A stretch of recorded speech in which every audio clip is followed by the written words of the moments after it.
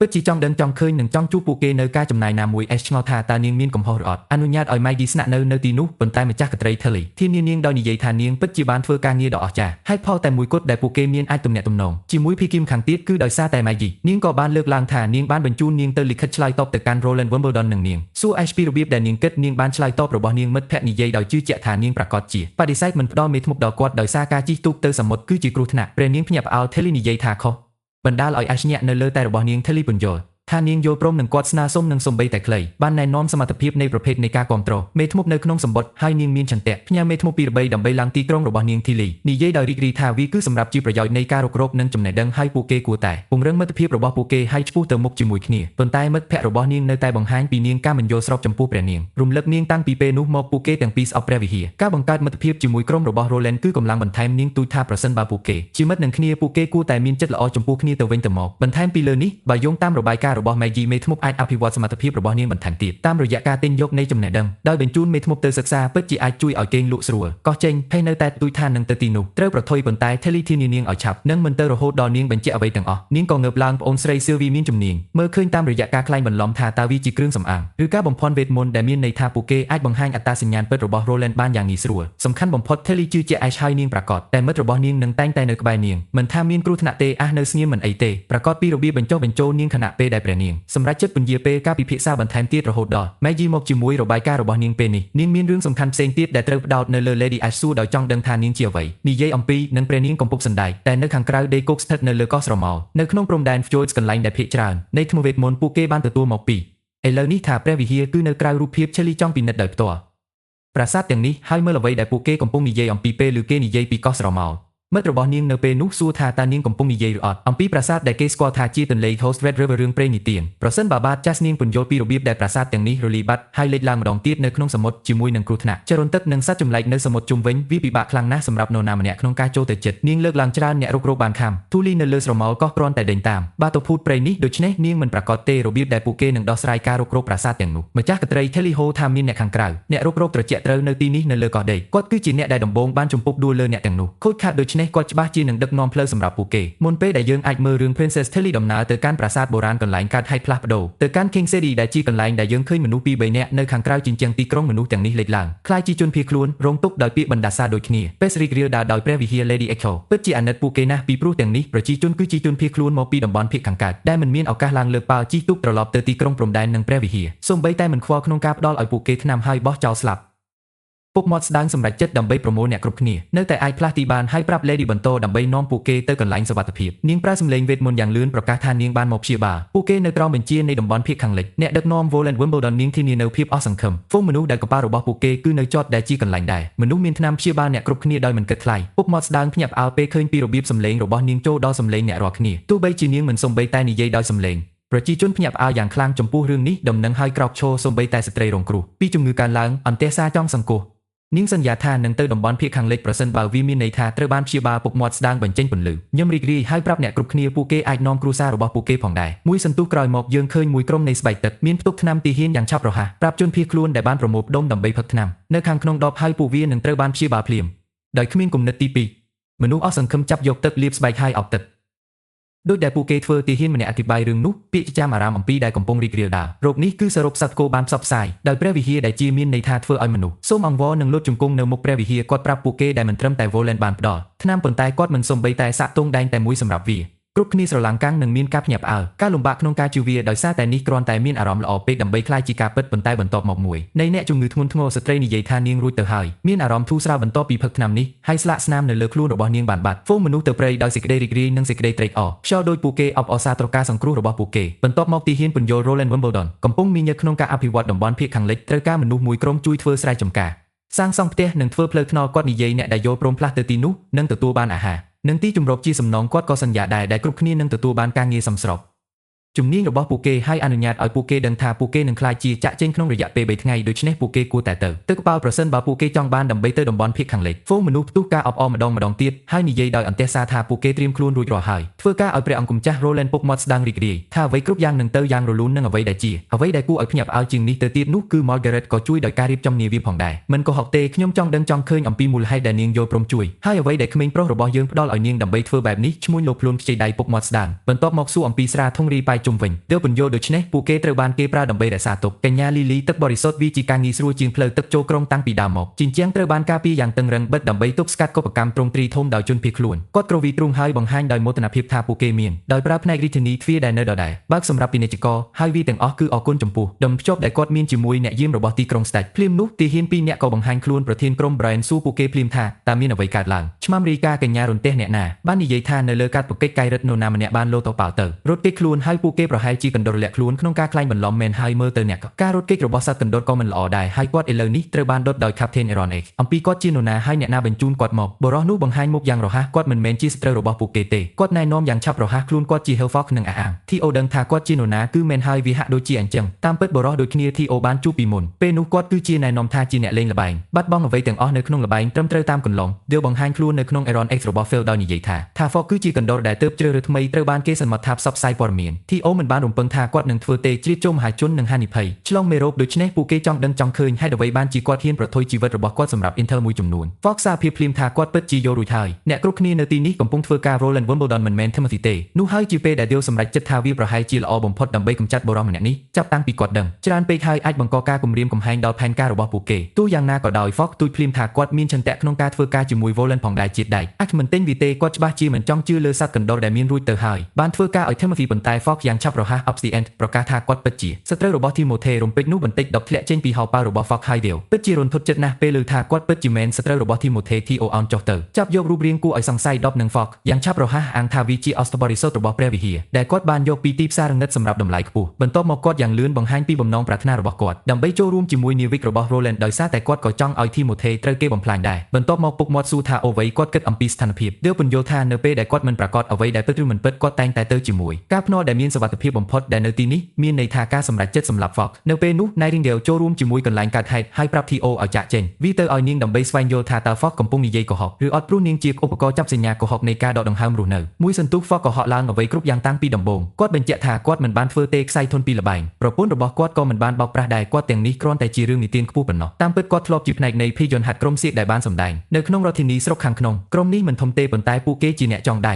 ក្រុមហើយ Fox បានជួបគាត់ប្រពន្ធក្នុងអំឡុងពេលនោះបន្ទាប់ពីរៀបការរួចពួកគេបានជួយសង្គ្រោះមានលុយគ្រប់គ្រាន់ដើម្បីទិញផ្ទះនៅរាជធានីប៉ុន្តែអ្វីត្រូវបានបំផ្លាញនៅពេលដែល Timothy បានចាប់ផ្ដើមការបរបាញ់របស់គាត់នៅក្រោមការគ្រប់គ្រងដ៏ឃោរឃៅរបស់គាត់អ្នកយាមល្បាតដើររកជនសង្ស័យនឹង Fox ប្រពន្ធត្រូវបានចាប់ខ្លួនដោយការចោទប្រកាន់មិនសមរម្យនៃធ្វើជាមេធ្មប់ក្រោយមក Fox គិតថាគាត់អាចធ្វើបានសូកអ្នកយាមគប់ដើម្បីដោះលែងគាត់ប្រពន្ធឬយ៉ាងហោចណាស់មានឱកាសជួបនាងប៉ុន្តែការលោភលន់អាក្រក់ទាំងនោះជនក្បត់គ្រាន់តែយកលុយរបស់គាត់ហើយនៅតែមិនអនុញ្ញាតឲ្យគាត់ឃើញនាងពួកគេបានសន្យាគាត់អាចជ្រើសរើសនាងនៅពេលក្រោយប៉ុន្តែនៅពេលដែលគាត់ទីបំផុតបានទទួលការហៅមកនាងសាកសពត្រូវបានកិនរួចហើយចាប់ពីពេលនោះមក Fox បានស្បត់ថាគាត់នឹងទទួលបានយុត្តិធម៌សម្រាប់ប្រពន្ធរបស់គាត់ប៉ុន្តែឆ្មាំទទួលខុសត្រូវសម្រាប់ការស្លាប់របស់នាងបានទទួលបិទដោយគ្រាន់តែ10រោមភ្នែកហើយ Fox ទាំងអស់ទទួលបានគឺមាសប៊ីយ៉ាងរីកវង្សជាសំណងសម្រាប់ការបាត់បង់ភរិយាប្រសិនបើវាមិនត្រូវបានជូតអំបិលរបួសខ្ញុំមិនដឹងថាជាអ្វីទេដូច្នេះគោលបំណងតែមួយគត់របស់ Fox ក្នុងជីវិតស្វែងរកការសងសឹកនឹង Timothy គាត់បានប្រមូលការគាំទ្រពីគាត់មិត្តភ័ក្តិនៅក្នុងក្រុមសៀកហើយចាប់តាំងពីពួកគេមិនមានពិតជាតស៊ូយ៉ាងខ្លាំងពួកគេបានប្រើជំនាញរបស់ពួកគេដើម្បីជ្រៀតចូលផ្សេងក្រោមដីអង្គការពួកគេបានប្រមូលផ្ដុំគ្នា Intel នៅលើ Timothy និងរៀលដាដល់សត្រូវរបស់គាត់ពេលកំពុងធ្វើបែបនេះគាត់ក៏បានជួបដៀវហើយរក្សាផ្ទាំងនៅលើគាត់ដែលសន្មតថាកំពុងធ្វើការដើម្បីកម្ចាត់ Timothy ជនភៀសខ្លួនពីទីក្រុងប៉ុន្តែ Fox នៅទីបំផុតបានរកឃើញវាតាមពិតដៀវបានធ្វើការឲ្យ Roland ដូច្នេះនៅទីនេះគាត់នៅតែជាប់ទៅកៅអីដោយទូចគាត់ចង់ចូលរួមជាមួយ Roland ប្រសិនបើវាកើតឡើងមានន័យថាការទម្លាក់ Timothy គាត់ត្រៀមខ្លួនជាស្រេចដើម្បីកំពុកព័ត៌មានលម្អិតដ៏ជូរចត់ទាំងអស់គាត់មានអំពី Timothy ដើម្បីធ្វើវាពេលបរិសនិយាយចប់ដៀវងាកទៅរក Nightingale និងសុំឲ្យនាងទទួលយករឿងនេះនាងធានាដល់គាត់យ៉ាងឆាប់រហ័សថា Fox កំពុងនិយាយការពិតហើយគ្មានអ្វីសោះមិនស្មោះត្រង់នឹងអ្វីដែលគាត់និយាយទោះជាយ៉ាងណានាងមិនប្រកាសថាឬអត់នោះទេគាត់ពិតជាមានប្រយោជន៍សម្រាប់ពួកគេខណៈពេលដែលដៀវនៅតែសម្រេចចិត្តថាតើត្រូវរក្សា Fox នៅជុំវិញ Fox ភ្ញាក់ផ្អើលយ៉ាងខ្លាំងដោយរបៀបព្រះអង្គម្ចាស់ Roland គឺអនុញ្ញាតឲ្យមេធ្មប់រស់នៅនឹងសង្គ្រោះជនភៀសខ្លួនជាច្រើនគាត់ឆ្ងល់ថាតើ Timothy ធ្លាប់មានចិត្តសប្បុរសប្រពន្ធរបស់គាត់ប្រហែលជានៅរស់ Nightingale ញឹមដោយឃើញ Fox នោះអាកប្បកិរិយាមិនធម្មតារបស់ Roland មិនត្រូវបានលុបចោលទេដូច្នេះនៅទីបញ្ចប់ពួកគេសម្រេចចិត្តឲ្យគាត់ចូលរួមជាមួយពួកគេហើយស្រាយដៃរបស់គាត់យ៉ាងលឿន Theo ប្រាប់គាត់ឲ្យនៅជាមួយគាត់នឹងជួយនៅជុំវិញទីក្រុងសម្រាប់ពេលនេះ Theo គឺជាការត្រឡប់មកវិញនៅក្នុងដូចគ្នាសន្តាគារដែលជាកន្លែងដែលគាត់ខំចូលទៅក្នុងញូខ្មៅម្ដងទៀតអ្នកធំរំភើបចិត្តថ្នាំបានធ្វើការនិយាយថាបើគ្មានវាទេមនុស្សល្ងងទាំងពីរនាក់នេះគាត់កំពុងកាន់នឹងស្លាប់នៅពេលនេះក្មេងស្រីតូចសូមអរគុណ Theo សម្រាប់ព្យាបាលជំងឺពេះឆ្ងល់ថាតើគាត់ធ្វើការជាមួយព្រះវិហារដោយរក្សាអត្តសញ្ញាណរបស់គាត់នៅក្រោមការរំនឹងការទាមទារថាថ្នាំបានមកពីឋានៈខ្ពស់ជាងនៅក្នុងរាជវង្សហើយព្រះវិហារគឺគ្រាន់តែបង្វិលរឿងអំពីមេធ្មប់បង្កឲ្យមានជំងឺពេះដូច្នេះគាត់ចង់បានជំនួយរបស់អ្នករាល់គ្នានៅទីនេះដើម្បីព្យាបាលមនុស្សទូទៅញូខ្មៅភើកស្ឡើងនៅនេះនឹងសួរថាតើអតិថិជនរបស់យកពិតជាមែនទេ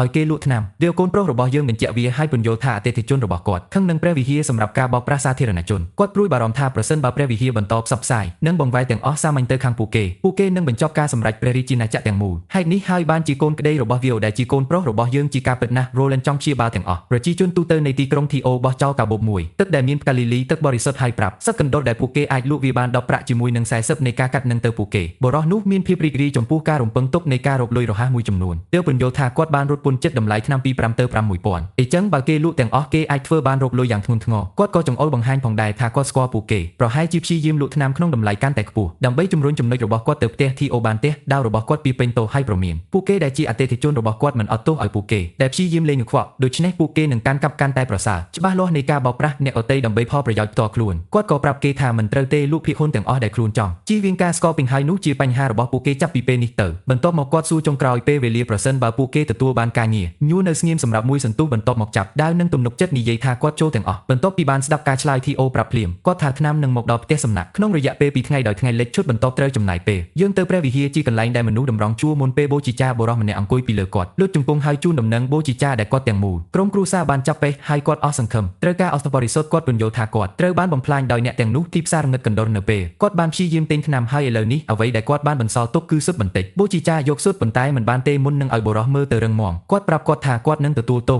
សម្រាប់ការមិនទុកចិត្តក្រុមជំនុំហើយព្យាយាមទិញថ្នាំពីទីផ្សារងឹតបន្ទាប់មកបូជាចាបង្គាប់ឲ្យក្រោកឈរឡើងដើម្បីស្វែងរកការអភ័យទោសបូជាចាប្រាប់គាត់ថាគាត់នឹងត្រូវលះបង់នូវសររបស់គាត់ជីវិតទៅកាន់ព្រះវិហារបុរសនោះយល់ព្រមភ្លាមនិយាយថាគាត់ត្រៀមខ្លួនរួចរាល់ហើយលះបង់ជីវិតរបស់គាត់ភ្លាមមួយទៀតបុរសប្រញាប់ចូលប្រាប់សង្ឃថាមានសេចក្តីរាយការណ៍មួយអំពីនរណាម្នាក់រត់ពន្ធអ្នកជំងឺចេញពីទីក្រុងដំណឹងមកដូចជាការភ្ញាក់ផ្អើលយ៉ាងខ្លាំងចំពោះបូជាចាមិនយូរប៉ុន្មានយើងស្វែងរកបូជាចាដុតបុរសម្នាក់នេះនីលីដែលអះអាងដើម្បីមានដំណឹង Joyce សំបីតែបូជាចាសន្យានឹងបុរសនេះប្រសិនបើព័ត៌មានរបស់គាត់ពិនិត្យនោះគាត់នឹងជាបានទទួលរង្វាន់ដោយបរិសុទ្ធថ្នាំសម្រាប់ជំនួយរបស់គាត់បញ្ចូលខ្ញុំបន្ទាប់មកយ៉ាងលឿនពន្យល់ថាមានកប៉ាល់ទេនៅទន្លេពាណិជ្ជកម្មនៅខាងក្រៅទីក្រុងជាពិសេសសម្រាប់ការដឹកជញ្ជូនអ្នកជំងឺអ្វីដែលកាន់តែប្រមាថទៀតនោះពួកគេមានវិធីព្យាបាលរោគពីបិសាចគាត់និយាយថាទីហ៊ានមានអ្នកជំងឺផឹកចម្លែកទឹកដែលធ្វើឲ្យពួកគេចំណុចខ្មៅបាត់យ៉ាងលឿនទីហ៊ានទាំងនេះមកពីតំបន់ភាគខាងលិចផ្ដល់អាហារនិងទីជម្រកដល់នរណាម្នាក់ដែលផ្លាស់ទីនៅទីនោះទៅធ្វើឲ្យរឿងកាន់តែអាក្រក់នៅទីនោះគឺជាមេធ្មប់ក្នុងចំណោមមនុស្សទាំងនេះការលើកឡើងដែលជាការអង្រួនសង់ដល់ Snow និងនេះលីបញ្ជាក់គាត់ថែមទាំងបានឃើញការហោះហើរមួយតាមរយៈខ្យល់មួយបូជាចាក្រវីថ្មិញនៅវិវរណៈនេះឯម្នាក់ទៀតសួរថាម៉េចមនុស្សជាច្រើននៅលើផ្នែករបស់ពួកគេនឹងថាតើមជុលខ្ញុំប្រកាសថាពួកគេជាទីហ៊ានស៊ីឈ្នួលធ្វើការដោយឈ្មោះមជុលលេខប្រភេទនៃការបញ្ជាក់វានិយាយថាពួកគេមិនមែនទេពាក់ពីដែកណាមួយមិនមានសេះនឹងត្រូវបានបំពាក់អាវុធតែជាមួយលំពេងឈើហើយអះអាងថានៅទីនោះប្រហែលជាតិចជាង100នៃពួកគេបូជាចាបោះ11ឆ្នាំសម្រាប់មជុលលេអ្នកណាបន្ទាប់ពីបានឃើញគាត់រង្វាន់នឹងមករកគាត់បន្ថែមយ៉ាងរហ័សនៅទីនោះនេះក៏ជាពាក្យចាំអារម្មណ៍ផងដែររឿងទាំងមូលគឺរៀបចំដោយអ្នកគ្រប់គ្រងទីក្រុងព្រំដែននរណាចង់អភិវឌ្ឍដីរបស់គាត់បូជាចាផ្ដល់ឲ្យមជុលលេឧបករណ៍សម្រាប់ព័ត៌មានប៉ុន្តែមុនពេលបរិះក្រីក្រអាចធ្វើបានរីករាយនឹងរង្វាន់របស់គាត់បំពង់របស់គាត់ត្រូវបានទម្លុះដោយដាវពីខាងក្រោយទុកឲ្យគាត់ជិះចាប់ហើយអ្នកវាយប្រហារគឺគ្រូបស្រមោលនៅក្នុងអាវ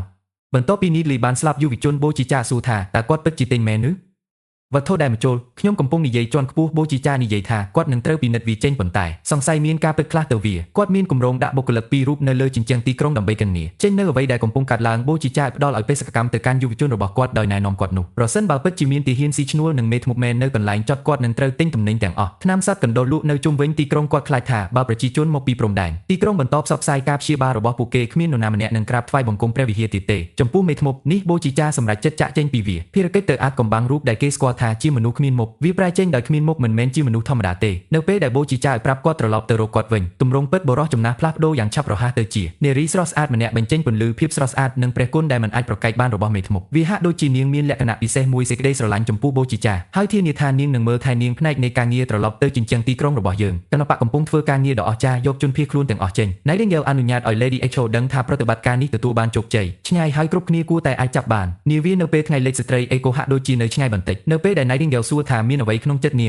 ងនិយាយថានាងទៅតែចូលស្ញប់ស្ញែងនាងពន្យល់ដូច្នេះមុនពេលនាងត្រូវបានលក់នាងបានទៅរដ្ឋធានីឆ្លងកាត់ការលំបាកជាច្រើននាងបានគិតមនុស្សនៅក្នុងប្រាសាទពណ៌ប្រភេទខូខើជាពិសេសដោយសារតែនាងបានមកពីវាលខ្សាច់ប៉ុន្តែនាងកំពុងដឹងថាពួកគេមិនដូច្នេះទេខុសគ្នាពីប្រជាជននៅទីក្រុង Iron Sen ជាការឆ្លើយតប Nightingale រំលឹកនាងមានមនុស្សល្អហើយចង្អុលទៅ Roland Wimbledon ជាឧទាហរណ៍ដ៏ភ្លឺស្វាងបងស្រី Echo សួរថាតើ Nightingale ពិតជាគិតថាព្រះអង្គម្ចាស់អាចផ្លាស់ប្ដូរអ្វីបាននាងជឿថាវាមិនមែនទេបញ្ហាប្រសិនបើមនុស្សមកពីដីគោកអេវាលខ្សាច់ឬប្រសិនបើពួកគេជាមេធ្មប់នាង គ្រាន់តែចង់បានមនុស្សគ្រប់គ្នាដើម្បីរស់នៅដោយសេរីនិងសប្បាយរីករាយ Nightingale ផ្ដល់ឲ្យនាងនៅស្នាមញញឹមដ៏មានទំនុកចិត្តហើយនិយាយថានាងសង្ឃឹមថាព្រះអង្គម្ចាស់ចម្លែកការច្នៃប្រឌិតនិងចម្លែកអាវុធនឹងធ្វើឲ្យមានភាពខុសគ្នា Lady Echo និយាយកំ ប្លែងអំពី Nightingale ប៉ុន្មានទុកចិត្តគាត់ប៉ុន្តែ Nightingale គ្រាន់តែញឹមត្រឡប់មកវិញ Echo ចែករំលែករបស់នាងផ្ទាល់ជំនឿលើព្រះអង្គម្ចាស់នឹងទន្ទឹងរង់ចាំមើលតំបន់ភាគខាងត្បូងនៅក្នុងសន្តិភាពម្ដងទៀតទន្ទឹមនឹងនេះពូថៅដែកគឺនៅលើជញ្ជាំងខណៈពេលដែលរក្សាភាពជិតស្និទ្ធចាំមើលទាំងអស់គ្នាគាត់មិនអាចជួយបានក្រៅពីការជូនដំណឹងតែអង្គការសត្វកណ្ដុរកំពុងរៀបចំដើម្បីព័ទ្ធជុំវិញពួកគេយកពន្យល់ដូច្នេះនេះត្រូវបានរំពឹងទុកតាំងពីដំបូងដូចជាកណ្ដុរក្រោមដីទាំងនេះមានជីវិតទាបណាស់ដែលមិនមែនត្រូវបានគេស្គាល់សម្រាប់ការរក្សាអាថ៌កំបាំងចំពោះខ្លួនគាត់ប្រកាសថាពួកគេកំពុងរក្សាភ្នែកលើពួកគេនៅក្រោមបញ្ជាពីនរណាម្នាក់ខ្ពស់ជាងពូថៅដែកដកការព្រួយបារម្ភនិយាយថាគាត់មិនធ្វើទេខ្វល់អំពីចារកម្មចៃដន្យណាមួយនៅក្នុងជំរំរបស់ពួកគេប៉ុន្តែគ្រាន់តែមិនចង់លក់ថ្នាំរបស់ពួកគេទម្លាក់យកធានាគាត់ដែលគាត់កំពុងរក្សាភ្នែកបិទជិតរបស់គាត់នាវិកដែលកំពុងគ្រប់គ្រងគ្រឿងញៀនការលក់ដូច្នេះគាត់នឹងមិននៅជុំវិញដើម្បីនិយាយលានៅពេលដែលពួកគេឆ្ពោះទៅរកទីក្រុងព្រំដែនប្រធានក្រុង Ironic ញឹមយ៉ាងផ្អែមហើយនិយាយថាទេបារម្ភពួកគេនឹងចាប់បាននៅពេលដែលព្រះអង្គម្ចាស់ខ្លួនគាត់មកទាមទាររដ្ឋធានីពេលយប់ចូលមកដល់យើងឃើញមេធ្មប់នោះម្ដងទៀតរក្សាភ្នែកនៅលើនាវិកនាងឆ្លៀតឱកាសឡងយិងនៅមួយនៃទាហានដែលមានដាវមុនពេលគាត់អាចប្រតិកម្មនាងច្របាច់បំពង់ទុកឲ្យគាត់ស្លាប់នៅលើដីបន្ទាប់មកនាងយកសម្លៀកបំពាក់របស់នាងបិទហើយខ្លែងខ្លួននាងនៅក្នុងឯកសណ្ឋានទាហានជាផ្លេកបន្ទោដើរថយក្រោយចូលទៅក្នុងជំរំពីការល្បាតរបស់នាងជាដំបូងរបស់ Wendy សំណួរគឺអំពីស្ថានភាពបច្ចុប្បន្នរន្ទះរីកាថា Iron ពូថៅបានយករួចហើយក្រុមថ្មើរជើងចេញដើម្បីដោះស្រាយសត្វកណ្ដុរ Lady Echo ដែលរន្ទះទឹកខ្លះហើយ Lily រអ៊ូតមអំពីការមិនមានបានងូតទឹកក្នុងមួយថ្ងៃអ្វីដែលនាងចង់បាននៅពេលនេះគឺត្រូវត្រឡប់ទៅផ្ទះរបស់នាងវិញនិងរីករាយជាមួយភាពប្រណីតនៃផ្កាឈូកនៅផ្ទះរបស់នាងពន្លឺស្ទើរតែគាំងនៅលើទឹករបស់នាងហើយមិនអាចជួយតែជេ Lily ស្ដាប់ទៅដូចជាខូចវោជន់ជាពិសេសចាប់តាំងពីនាងស្អប់ពួកអភិជនខណៈពេលដែលក្មេងស្រីនៅក្នុងកណ្ដាលនៃការវាយប្រហាររបស់ពួកគេមេធ្មប់នោះនិងបុរសរបស់ទាហានធម្មតាទូកចូលនាងសង្ឃឹមថានឹងបញ្ចូលគ្នាដោយគ្មានបញ្ហាណាមួយប៉ុន្តែ Nightingale មិនអាចត្រូវបានគេបោកប្រាស់យ៉ាងងាយស្រួលដូច្នេះនាងលេចមុខយ៉ាងឆាប់រហ័សពីក្រោយអ្នកខ្លែងខ្លួនមេធ្មប់ធំកំភ្លើងសង្កត់លើក្បាលរបស់នាងនឹងទាមទារឲ្យដឹងតើនាងពិតជានរណាមេធ្មប់ព្យាយាមបន្តការខ្លែងបន្លំរបស់នាងដោយអះអាងថាគាត់ជាក្រុមហ៊ុន Ford ជាអ្នកទទួលខុសត្រូវល្បាតប៉ុន្តែរបស់ Nightingale មិនបានទិញក្រញាំរបស់នាងចង្អុលបង្ហាញយ៉ាងឆាប់រហ័សថានាងមិនដែលឃើញបុរសទេជាមួយនឹងវេទមន្តនៅក្នុងគាត់ពីមុន Nightingale គិតថាបុរសនេះមិនមែនទេគ្រាន់តែបុរសណាម្នាក់គាត់ជាមេធ្មប់លួចចូលឬមេធ្មប់បុរសដ៏កំមត់ទោះបីជាយ៉ាងណានាងប្រកាសថាគាត់មិនមែនជារថយន្ត Ford ទេ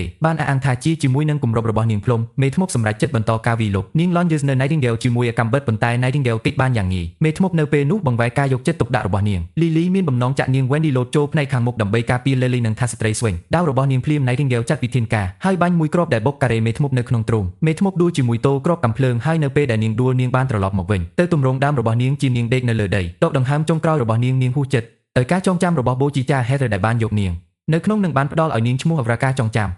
ធ្វើឲ្យទឹកភ្នែករបស់នាងទន្ទឹមនឹងនេះដែលអ្នកទាំងអស់គ្នា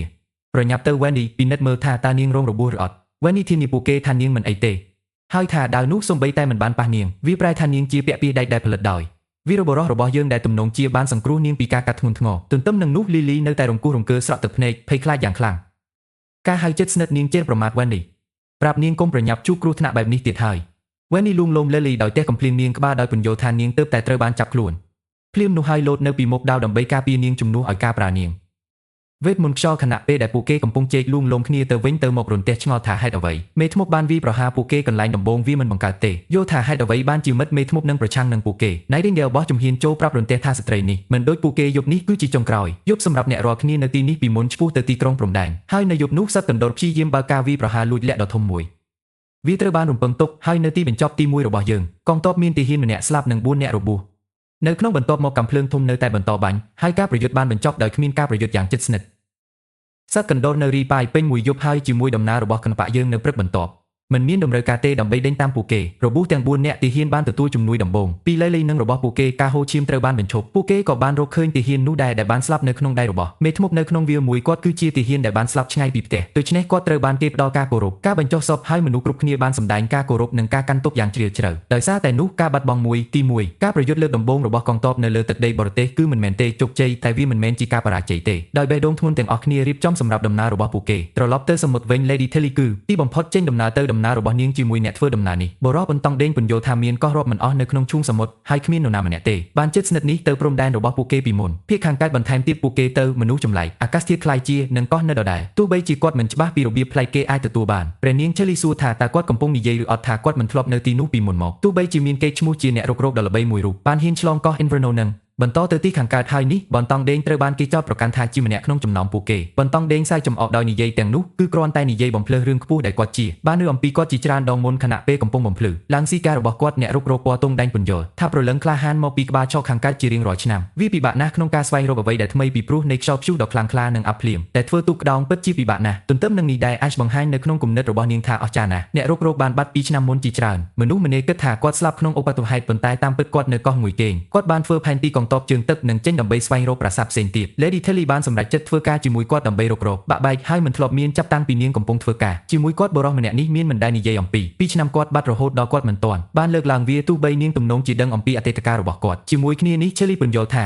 ខ្យល់ព្យុះនៅទីនេះពិតជាគួរឲ្យខ្លាចណាស់អ្នកផ្សងព្រេងយល់ស្របការបន្ថែមមេធ្មប់នោះពិតជាអស្ចារ្យណាស់លោកលើកឡើងថាបើមិនមានត្រូវបានសម្រាប់មេធ្មប់ឈ្មោះ Molly ពួកគេនឹងត្រូវបានអ្នកទៅរំពេចនោះ Molly ដំបងនេសាទចាប់ជាប់ហើយនាងលាន់មាត់ថាមានត្រីធំមួយចាប់បាននៅលើបន្ទាត់របស់នាងអ្នកផ្សងព្រេងនៅតែមានភ្ញាក់ផ្អើលនឹងរបៀបដែល Molly ក៏ហៅខែដ៏ធំនោះកាលពីម្សិលមិញដើម្បីការពារកប៉ាល់របស់ពួកគេគាត់ក៏សម្គាល់ថានាវិករបស់គាត់បានឈប់អន់ចិត្តនឹងមេធ្មប់ដោយសារតែវាដូច្នេះនៅក្នុងវិធីមួយខ្យល់ព្យុះប្រែទៅជាពរជ័យគាត់លាតត្រដាងនោះគាត់តែងតែគិតមេធ្មប់នឹងបង្កើតអ្នករុករកល្អបំផុតនៅលើពិភពលោក Telly យ៉ាងសប្បាយរីករាយបញ្ជាក់ថាមានមេធ្មប់ម្នាក់រួចទៅហើយត្រូវបានគេស្គាល់ថាជាអ្នករុករកដ៏អស្ចារ្យបំផុតអ្នកផ្សងព្រេងហាក់ដូចជាយល់ស្របហើយវាហាក់ដូចជាពួកគេប្រហែលជានិយាយអំពីភ្លេចបន្ទោខណៈនោះ Molly ចាប់ត្រីមួយទៀតមួយនេះមើលទៅធំជាងចុងក្រោយបរោះឈរនៅក្បែរនោះយ៉ាងពិតប្រាកដភ្ញាក់ផ្អើលជាមួយនឹងអ្វីដែលនិយាយអំពីដើម្បីចេញពីទឹកចាប់តាម Molly វើវិញប្លែកសត្វចម្លែកសមុទ្រដែលមានធ្មេញមុតស្រួចរាប់ពាន់លូកដៃមករកនាងគោបំណងចង់លេបត្របាក់នាងតែម្ដងក៏ប៉ុន្តែ Ash គឺឆាប់ធ្វើសកម្មភាពមុជទឹកជាមួយនឹងដាវដ៏ធំរបស់នាងកាត់សត្វចម្លែកឲ្យស្អាតជាពាក់កណ្ដាល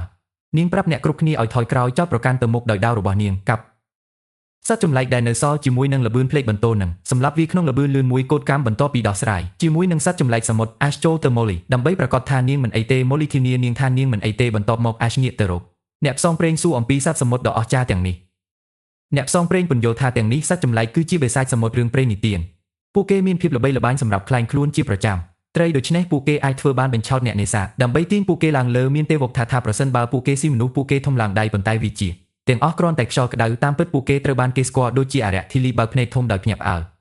ការលើកឡើងអំពីអារក្សគ្រាន់តែពេលនោះមួយក្នុងចំណោមសមាជិកនាវិកជួនដំណឹងថាអបបានចាប់ផ្ដើមដើម្បីជុំវិញតំបន់នោះបរិះដែលត្រូវបានគេស្គាល់គឺគោលាន់ដោយវិធីប្រញាប់ស្រែកប្រាប់អ្នករាល់គ្នាដើម្បីបន្ទាវប៉ាល់ដោយសារតែពួកគេកំពុងចូលទឹក Phantom អញ្ចឹងមកគិតទៅឪពុករបស់ Lightning ត្រូវបានគេហៅថា Thunder ហើយគាត់ក៏ជាអ្នកផ្សងព្រេងដូចនាងដែ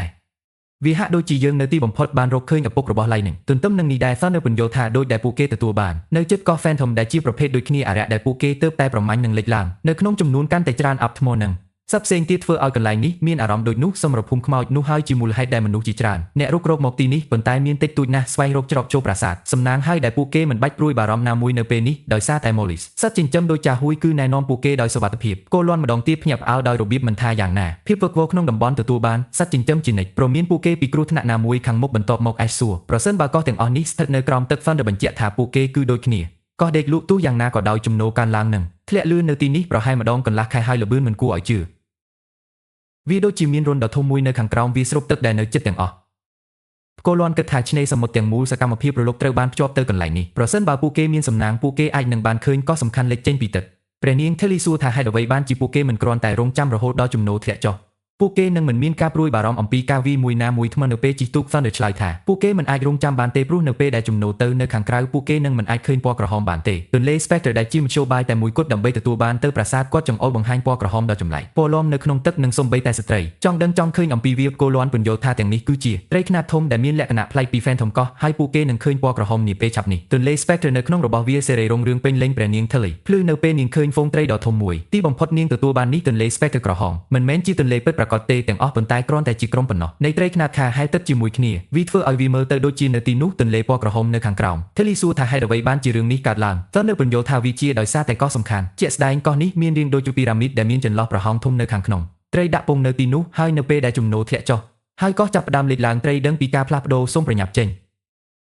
ដរាបណាពួកគេនៅជាប់ទៅ Spectre Crimsonទន្លេពួកគេនឹងធ្វើវាទៅកាន់គោលដៅរបស់ពួកគេបន្ទាប់ពីជិះទូកតាមទន្លេពណ៌ក្រហមសម្រាប់មួយរយៈអស្ចារ្យទីបំផុតកោះ Phantomចូលមកក្នុងទិដ្ឋភាពធ្វើឲ្យមនុស្សគ្រប់គ្នាមានការងឿងឆ្ងល់នាវិកម្នាក់យ៉ាងលឿនភ្ជាប់ទូកទៅនឹងថ្មដោយដែលមនុស្សគ្រប់គ្នាលោតចេញព្រះនាង Telly សួរថាតើគាត់ជាអ្នកបង្កើតប្រកាសសម្រាប់ការចាត់រថយន្តនាវា Thunder ពន្យល់ ថាការប្រកាសត្រូវបានរួចហើយនៅទីនេះនៅពេលដែលគាត់បានរកឃើញកន្លែងដំបូងហើយពួកគេប្រហែលជាអ្នកណាដែលសង់ប្រាសាទនោះដាក់ឡើង Lady Ash បន្ទាប់មកសួរថាប្រាសាទនៅឯណាហើយផ្គរលាន់និយាយថាពួកគេនៅខាងលើពួកគេដូច្នេះពួកគេនឹងត្រូវឆ្ពោះទៅមុខដើម្បីទៅដល់ពួកគេនៅពេលពួកគេដែលឆ្លងកាត់គួរឲ្យខ្លាចកន្លែងផ្គរលាន់ព្រមានអ្នករាល់គ្នាថាមានអន្ទាក់ Bobby មានន័យថាដើម្បីរក្សាការលួចចេញប៉ុន្តែចាប់តាំងពីអន្ទាក់ត្រូវបានលេចទឹកយូរមកហើយគាត់ស្មានថាពួកគេប្រហែលជាមិនដំណើរការទៀតទេនេះបញ្ហាតែមួយគត់គឺពួកគេមានការដើរដ៏វែងមួយនៅខាងមុខពួកគេត្រូវតែប្រុងប្រយ័ត្នមិនឲ្យរត់ចេញពីភាពធន់ព្រះនាង Tilly ហាក់ដូចជាលូនទៅមុខចេញទៅតាមផ្លូវដ៏គួរឲ្យភ័យខ្លាចមានដូចជា Tilly មិនមែនជាអ្នកគ្រប់គ្រងនៃភាពងឹតទេប៉ុន្តែសំណាងល្អ Lady Ash តែងតែមានក្នុងរបស់នាងហើយត្រៀមខ្លួនដើម្បីណែនាំនាងតាមរយៈស្រមោលម្ដងទៀតបន្ទាប់ពីឆ្លងកាត់ផ្លូវតូចចង្អៀតទីបំផុតឈានដល់ទ្វារមួយនៅពេលពួកគេបើកវាហើយចូលទៅខាងក្នុងពួកគេទទួលបានរូបរាងដំបូងរបស់ពួកគេនៅបណ្ណាល័យពីរនៅខាងក្នុងដោយដែល Tilly ចាប់ផ្ដើមរក Ash យ៉ាងលឿនប្រាប់នាងឲ្យឈប់ព្រមានថាវាអាចមានគ្រោះថ្នាក់ប៉ុន្តែ Thunder ធានាពួកគេនិយាយថាពួកគេមិនធ្វើចាំបាច់ត្រូវព្រួយបារម្ភព្រោះគាត់និងក្រុមរបស់គាត់បានរួចហើយបានរករកកន្លែងនេះពីមុនមកគាត់ចង់ឲ្យបង្ហាញថាគ្មានអ្វីទេច្រើននៅទីនេះលើកលែងតែទោសមួយចំនួននឹងកៅអីដោយសារតែពួកគេមានប្រមូលបានទាំងអស់ថ្មវេទមន្តដែលត្រូវបានខ្ចាត់ខ្ចាយទាំងអស់ពីលើឥដ្ឋអំពីសរុប30អ្នកបូកផ្សេងទៀតអ្នករុករកក៏ធ្លាប់ឆ្លងកាត់ទីនេះដែរគាត់ប្រកាសថាកន្លែងនោះត្រូវបានសម្អាតចេញប៉ុន្តែវាហាក់ដូចជា Tilly មិនផ្ដល់ឲ្យឡើងនាងប្រទះឃើញអ្វីមួយសម្ងាត់នៅលើជញ្ជាំងហើយចាប់ផ្ដើមហែកវាបិទដល់មនុស្សគ្រប់គ្នាភ្ញាក់ផ្អើលនាងបើកភ្នែកធំថ្មវេទមន្តដែលបានបង្កប់នៅក្នុងជញ្ជាំងសម្រាប់ចិត្តទាញយ៉ាងលឿនវាចេញតែ Lily ប្រាប់ថាមិនធ្វើទេផ្ទុយទៅវិញនាងចូលទៅចិត្ត Crystal និង Crystal វេទមន្តធម្មពលចាប់ផ្ដើមបញ្ចេញពីវាជាធម្មពលកាន់តែខ្លាំងធម្មពលក្រហមចាប់ផ្ដើមផ្ទុះចេញពី Crystal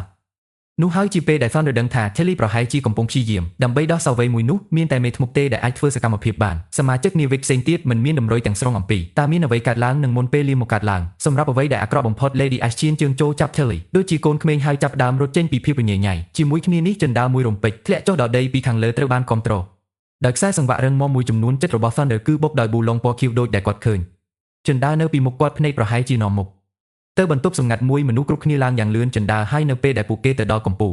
ព្រះនាង Tilly រកឃើញម្នាក់ទៀតថ្មដែលបានបង្កប់នៅក្នុងជញ្ជាំងហើយនេះមើលទៅដូចជា Crystal ទឹកកកអ្នកនឹងរកឃើញនៅក្នុងកូរ៉ូដឺរងាផ្គរលាន់ក៏ភ្ញាក់ផ្អើលដែរហើយចង្អុលបង្ហាញថាថ្មទំហំនេះអាចជាមានតម្លៃច្រើននៅលើទីផ្សារ Tilly ធានាគាត់ថាគាត់នឹងទទួលបានរបស់គាត់ចំណែកឯការលួចវិញដូចជាពួកគេបានយល់ព្រមបន្ទាប់ពីដើរជុំវិញបន្តិចទៀតពួកគេដឹងកន្លែងថ្មីនេះគឺជាកន្លែងមួយកន្លែងរស់នៅដែលគេបោះបង់ចោលមានសៀវភៅមួយចំនួននៅទីនេះផងដែរប៉ុន្តែសូម្បីតែ Tilly ដែលជាធម្មតាច្បាស់ណាស់មានបញ្ហាការអានពួកគេដោយសារតែភាសាគឺមិនស្គាល់នាងសម្រេចចិត្តយកទ្រព្យសម្បត្តិទាំងមូលកំណប់នៃចំណេះដឹងជាមួយរបស់នាងដោយដែលពួកគេបានគ្រោងទុកបន្ទាប់មក Thunder ពិនិត្យមើលកែវពង្រេកប៉ុន្តែអ្វីទាំងអស់ដែលគាត់ឃើញគឺខ្មៅវាប្រហែលជាព្រោះវាខូចព្រះនាង Tilly ហើយផេះពីលើដើម្បីជួយផ្លាស់ទីចានសម្រិតធ្ងន់មួយនៅពេលដែល Ash រុញវាក្រៅពីនេះពួកគេរកឃើញមួយទៀតថ្មក្រោម Tilly ទៅដល់ភ្លាមចេញមកក្រៅហើយថ្មមានប្រតិកម្មដោយពន្លឺជាមួយនឹងពណ៌ក្រហមក្រាស់ពន្លឺព្រះនាងប្រាប់នាងមិត្តថាថ្មកំពុងគូជាបន្តបន្ទាប់នៅក្នុងវេទមន្តរបស់នាងហើយយ៉ាងឆាប់រហ័ស Ash ប្រាប់នាងឲ្យដើរថយក្រោយប៉ុន្តែព្រះនាងបានលាតត្រដាងថាវារួចហើយយឺតពេលហើយទូចថានាងគ្រាន់តែត្រូវការពេលវេលាបន្តិចទៀតដើម្បីបញ្ចប់ដំណើរការអ្វីវិលទៅមុខកាន់តែអាក្រក់ដូចជាដីចាប់ផ្ដើមញ័រហើយគោលាន់ចាប់ផ្ដើមក្អកយ៉ាងធ្ងន់ធ្ងរភ្នែករបស់គាត់ធ្លាក់លើកែវយឺតម្ដងទៀតហើយដោយការចង់ដឹងចង់ឃើញគាត់ធ្វើខុសនៃការមើលតាមរយៈដែលទុកគាត់ចោលងឿងឆ្ងល់ជាខ្លាំងនៅពេលគាត់ឃើញទ្វារដ៏ធំមួយហាក់ដូចជាត្រូវបានភ្ជាប់ទៅជម្រៅនៃឋាននរកខ្លួនវាផ្ទាល់ត្រឡប់ទៅទីក្រុងព្រំដែនយើងឃើញព្រះអង្គម្ចាស់កាន់សម្បត្តិផ្ញើដោយប្អូនស្រីនិងចែកចាយដោយកូនប្រៀបតូចរបស់យើងនៅក្នុងលិខិតនោះព្រះនាង Tilly សរសេរថាតាំងពីពេលនោះមកបងប្រុសរបស់គាត់ផងដែរជួយពួកអាប់ធ្មប់ច្បាស់ថាព្រះវិហារបានក្លាយជាសត្រូវរបស់ពួកគេនាងបង្ហាញថានាងមេធ្មប់មួយផងដែរប្រហែលជាមិនធ្វើឲ្យគាត់ភ្ញាក់ផ្អើលទេព្រោះវាមានតែមួយហេតុផលដែលមេធ្មប់ផ្សេងទៀតជឿជាក់លើនាងក្នុងសរុបមកនាងសប្បាយចិត្តដែលគាត់ទទួលបានមេធ្មប់ជឿជាក់ដោយចិត្តសប្បុរសរបស់គាត់ជំនួសវិញព្យាបាលពួកគេដូចជាឧបករណ៍មិនដូចពួកអភិជនទាំងនោះនាងក៏រំភើបដែរអំពីការច្នៃប្រឌិតទាំងអស់គាត់ត្រូវបានបង្កើតឡើងជាកាយវិការមួយនៃសិទ្ធិចន្ទៈនិងដើម្បីកសាងទំនាក់ទំនងរឹងមាំរវាងភាគីទាំងពីរប្រឆាំងនឹងព្រះវិហារនាងត្រូវបានរួមបញ្ចូលបញ្ជីនៃមេធ្មប់គ្រប់គ្រងនៅក្នុងសម្បត្តិរបស់នាងគាត់អាចជ្រើសរើសអ្នកដែលគាត់ត្រូវការភាគច្រើនហើយឲ្យ Maggie ឲ្យនាងដឹងនាងក៏ព្រមានគាត់ថានាងនឹងមិនគាត់បានបញ្ជូនមេធ្មប់ច្រើនជាង5នាក់ដូច្នេះគាត់បានរៀបចំផែនការដឹកជញ្ជូនដ៏ល្អព្រះវិហារគឺលោភលន់ហើយទីបំផុតនឹងព្យាយាមដើម្បីកាន់កាប់ទាំង4នគរដូច្នេះនាងសង្ឃឹមគាត់ត្រៀមខ្លួនប្រយុទ្ធជាមួយពួកគេនៅពេលដែលពេលវេលាមកដល់នាងក៏នឹងផ្ដល់ឲ្យពេញគ្រប់គ្រងដើម្បីជួយជំរុញប្រឆាំងនឹងព្រះវិហារហើយបង្កើតពិភពលោកមួយកន្លែងដែលមេធ្មប់មិនត្រូវបានរើសអើងជាមួយនឹងកំណត់ត្រាដ៏ផ្អែមល្ហែមនោះហើយជារបៀបដែលសម្បត្តិបញ្ចប់ព្រះអង្គម្ចាស់អគុណក្មេងស្រីព្រាបសម្រាប់ការផ្ដល់សម្បត្តិឲ្យប្រាប់នាងភ្លេចបន្ទោមានបានទៅស្ដេចរួចហើយទីក្រុងជាមួយកប៉ាល់គួរតែត្រឡប់មកវិញក្នុងរយៈពេល 2-3 ថ្ងៃក្នុងពេលនេះនាងអាចព្យួរបានចេញជាមួយ Nana ឬ Leaf បើនាងចង់លេងឬនាងអាចងូតទឹកនិងសម្រាកបានខ្លះដូចដែលគាត់កំពុងទទួលបានត្រឡប់ទៅការងាររបស់គាត់វិញញាប់ញ័រដោយភាពចលាចលនៅខាងក្រៅគាត់កំពុងឆ្ពោះចេញដោយសង្ឃឹមលើទឹកដីរបស់គាត់មិនស្ថិតនៅក្រោមការវាយប្រហារទេប៉ុន្តែនៅពេលដែលគាត់មើលទៅនៅខាងក្រៅគាត់មើលឃើញមន្ទីរពិសោធន៍គីមីកំពុងឆេះព្រះអង្គម្ចាស់ប្រញាប់ប្រញាល់ទៅម ន្ទីរពិសោធន៍ហើយនៅពេលដែលគាត់ទៅដល់ទីនោះមន្ទីរពិសោធន៍ជំនួយការសូមឲ្យគាត់ជួយគ្រូរបស់ពួកគេអ្នកណាពិតជាឈឺចាប់ហើយមិនអាចធ្វើវាបាន Bolen ធ្វើឲ្យមនុស្សគ្រប់គ្នាស្ងប់ចុះដោយនិយាយថាគាត់រួចហើយបានបញ្ជូននរណាម្នាក់ទៅជួយឲ្យពួកគេនឹងនៅទីនេះក្នុងរយៈពេល 2-3 នាទីក្នុងពេលនេះគាត់ចង់ពិនិត្យមើលគ្រូអ្នកលេងភ្លេងចាស់មុខខូចខ្លាំងនិងទាំងយក Carter ឲ្យព្រះអង្គម្ចាស់មានការលំបាកពេលវេលាលេបរបស់ពួកគេតក់ស្លុតនៅពេលពួកគេដឹងរបួសរបស់គាត់មកពីអាស៊ីតដែលបានបញ្ចេញដោយការផ្ទុះនេះគ្រូពេទ្យនិយាយថាពួកគេបានរួចហើយបានធ្វើជំនួយដំបូងខ្លះហើយបញ្ឈប់ការហូរឈាមប៉ុន្តែនាងព្រួយបារម្ភរបស់គាត់ការរងរបួសអាចលើសពីជំនួយមិនខ្ជះខ្ជាយពេលវេលាទេសម្ដេចប្រញាប់ប្រាប់អ្នកយាមរបស់គាត់ស៊ីនឲ្យនាំណែណាចូលឆាប់តាមដែលអាចធ្វើបាននឹងស៊ីនឆ្លើយតបភ្លាមព្រះអង្គម្ចាស់សម្រេចចិត្តពិនិត្យឲ្យកន្លែងកើតហេតុជាមួយ Carter នឹងរំលឹកអ្នកយាមម្ដងទៀតដើម្បីនាំយកណាណាឆាប់ត្រឡប់មកវិញពួកគេដើរចូលទៅក្នុងមន្ទីរពិសោធន៍ហើយវាជាគ្រោះមហន្តរាយទាំងស្រុងសម្ដេចប្រាប់ Carter មិនត្រូវប៉ះអ្វីក៏ដោយលុះត្រាតែគាត់ពាក់ស្រោមដៃប្រឆាំងនឹងការ corrosion សម្ដេចបានកត់សម្គាល់ដប់នៅក្បែរនឹងរកឃើញថាជារឿងចម្លែកដែលវានៅទីនោះគាត់រើសវាឡើងដឹងថាវាមើលទៅដូចជាដប់នៃវិញ្ញាណពីផ្សារភូមិជាមួយនឹងតិចជាងពាក់កណ្ដាលចាក់ចេញគាត់ឆ្ងល់ថាតើរឿងនេះប្រហែលជា Alchemist ឈួតតាមពិតជាអ្នកចូលចិត្តស្រាគប់ចាស់ដូច Rick Sanchez របស់យើងពេលនោះទីហ៊ានក៏មកដល់ប្រកាសថាណែណាបានមកដល់ហើយដោយមិនខ្ជះខ្ជាយដល់ពេលហើយសម្ដេចបញ្ជាណាណាមានទំនោរទៅរករបួសរបស់ Alchemist ណែណាប្រកាសដោយទំនុកចិត្តរបួសតូចបែបនេះមិនមានបញ្ហាសម្រាប់របស់នាងធ្វើឲ្យនាងសកម្មសមត្ថភាពនឹង Alchemist មុខចាប់ដើមជាសះស្បើយស្បែកនៅលើម្រាមដៃរបស់គាត់ដែលធ្លាប់មានសភាពធ្ងន់ធ្ងរខូចចាប់ដើមងើបឡើងវិញហើយមកជាមួយគ្នាវាគួរឲ្យភ្ញាក់ផ្អើលណាស់ថាណាណាតាមពិតទៅការព្យាបាល Alchemist ម្រាមដៃដែលបាត់ជាពិសេសចាប់តាំងពីនាងមិនមានអាចធ្វើបានពីមុនសូម្បីតែទីហ៊ានក៏ឆ្ងល់បន្តិចដែរព្រោះមានម្រាមដៃ3បាត់ពីមុនប៉ុន្តែលើនេះអ្វីគ្រប់យ៉ាងគឺបានជាសះស្បើយសម្ដេចសួរណាណាតាំងពីពេលណាមកអាចធ្វើរឿងនេះបានជាការឆ្លើយតបក្មេងស្រីពន្យល់ថានាងបានរកឃើញសមត្ថភាពនេះប្រហែល1សប្តាហ៍កន្លងទៅនាងកំពុងពិសោធន៍ជាមួយមន់នឹងយល់ថានាងមិនត្រូវការទេអវយវៈត្រូវបានកាត់ដើម្បីបំណះពួកគេឡើងម្ដងទៀតជាមួយនឹងរាងកាយប្រសិនបើនាងផ្ដោតលើវេទមន្តគ្រប់គ្រាន់នោះអ្នកចាញ់អវយវៈនឹងលូតលាស់យឺតដោយខ្លួនឯងនាងនិយាយដោយមោទនភាពថានាងអាចទិញអភូតហេតុនេះបានអរគុណចំពោះអ្វីដែលព្រះអង្គម្ចាស់បានបង្រៀននាងនៅក្នុងថ្នាក់រាងកាយរបស់មនុស្សត្រូវបានផ្សំឡើងដោយកោសិការបួសឬកាត់ផ្ដាច់អវយវៈដូចជាបាត់បង់កោសិកានឹងចាប់តាំងពីវេទមន្តអាចជួសជុលការខាតបង់ទាំងនេះនាងប្រកាសថាវាគួរតែធ្វើការកាត់អវយវៈផងដែរវាជាកិច្ចការដែលគួរឲ្យចាប់អារម្មណ៍បន្តិចប៉ុន្តែការលូតលាស់ម្រាមដៃអាចគ្រប់គ្រងបានខណៈពេលដែរបង្កើតឡើងវិញទាំងមូលដៃគឺពិបាកជាងនៅពេលដែល Alchemist គឺបានជាសះស្បើយយ៉ាងពេញលេញគាត់បើករបស់គាត់ភ្នែកនឹងញ័រភ្ញាក់គាត់រីកាយ៉ាងឆាប់រហ័សទីបំផុតគាត់បានបង្កើតអ្វីសម្ដេចបានចាត់គាត់ឲ្យធ្វើឆ្ងល់ណាស់ព្រះអង្គម្ចាស់សួរថាតើគាត់កំពុងនិយាយទេអំពី Barot Fermenate គ្រូ Alemong បញ្ជាក់ជាមួយនឹងការភ័យខ្លាចបាតលោកពន្យល់ថាសកាតាលីករដែលបាត់បានប្រែទៅជាគ្រឿងស្រវឹងដំបូងឡើយគាត់បានសាកល្បងខុសគ្នារាប់សិបគ្រឿងផ្សំប៉ុន្តែគ្មាននរណាម្នាក់ក្នុងចំណោមពួកគេធ្វើការនោះទេបន្ទាប់ពីមានសំណាងអាក្រក់លើកនេះគាត់ទិញស្រាដើម្បីលើកទឹកចិត្តនិងចងចាំពីសៀវភៅគីមីវិទ្យាថាអាល់កុលជាផលិតផលសរីរាង្គនិងធាតុផ្សំសំខាន់មួយសម្រាប់ប្រតិកម្មមួយចំនួនគាត់បានដកជាតិអាល់កុលចេញពីវិញ្ញាណនិងបានធ្វើតេស្តថ្មីមួយ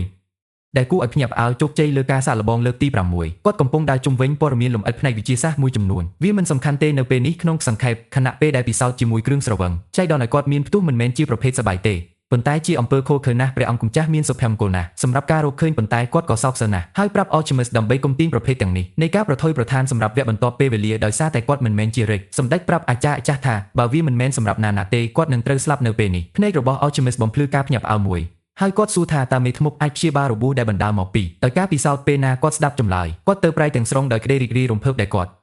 ់ឥឡូវនេះអាចពិសោធន៍ដោយមិនបារម្ភអំពីការស្លាប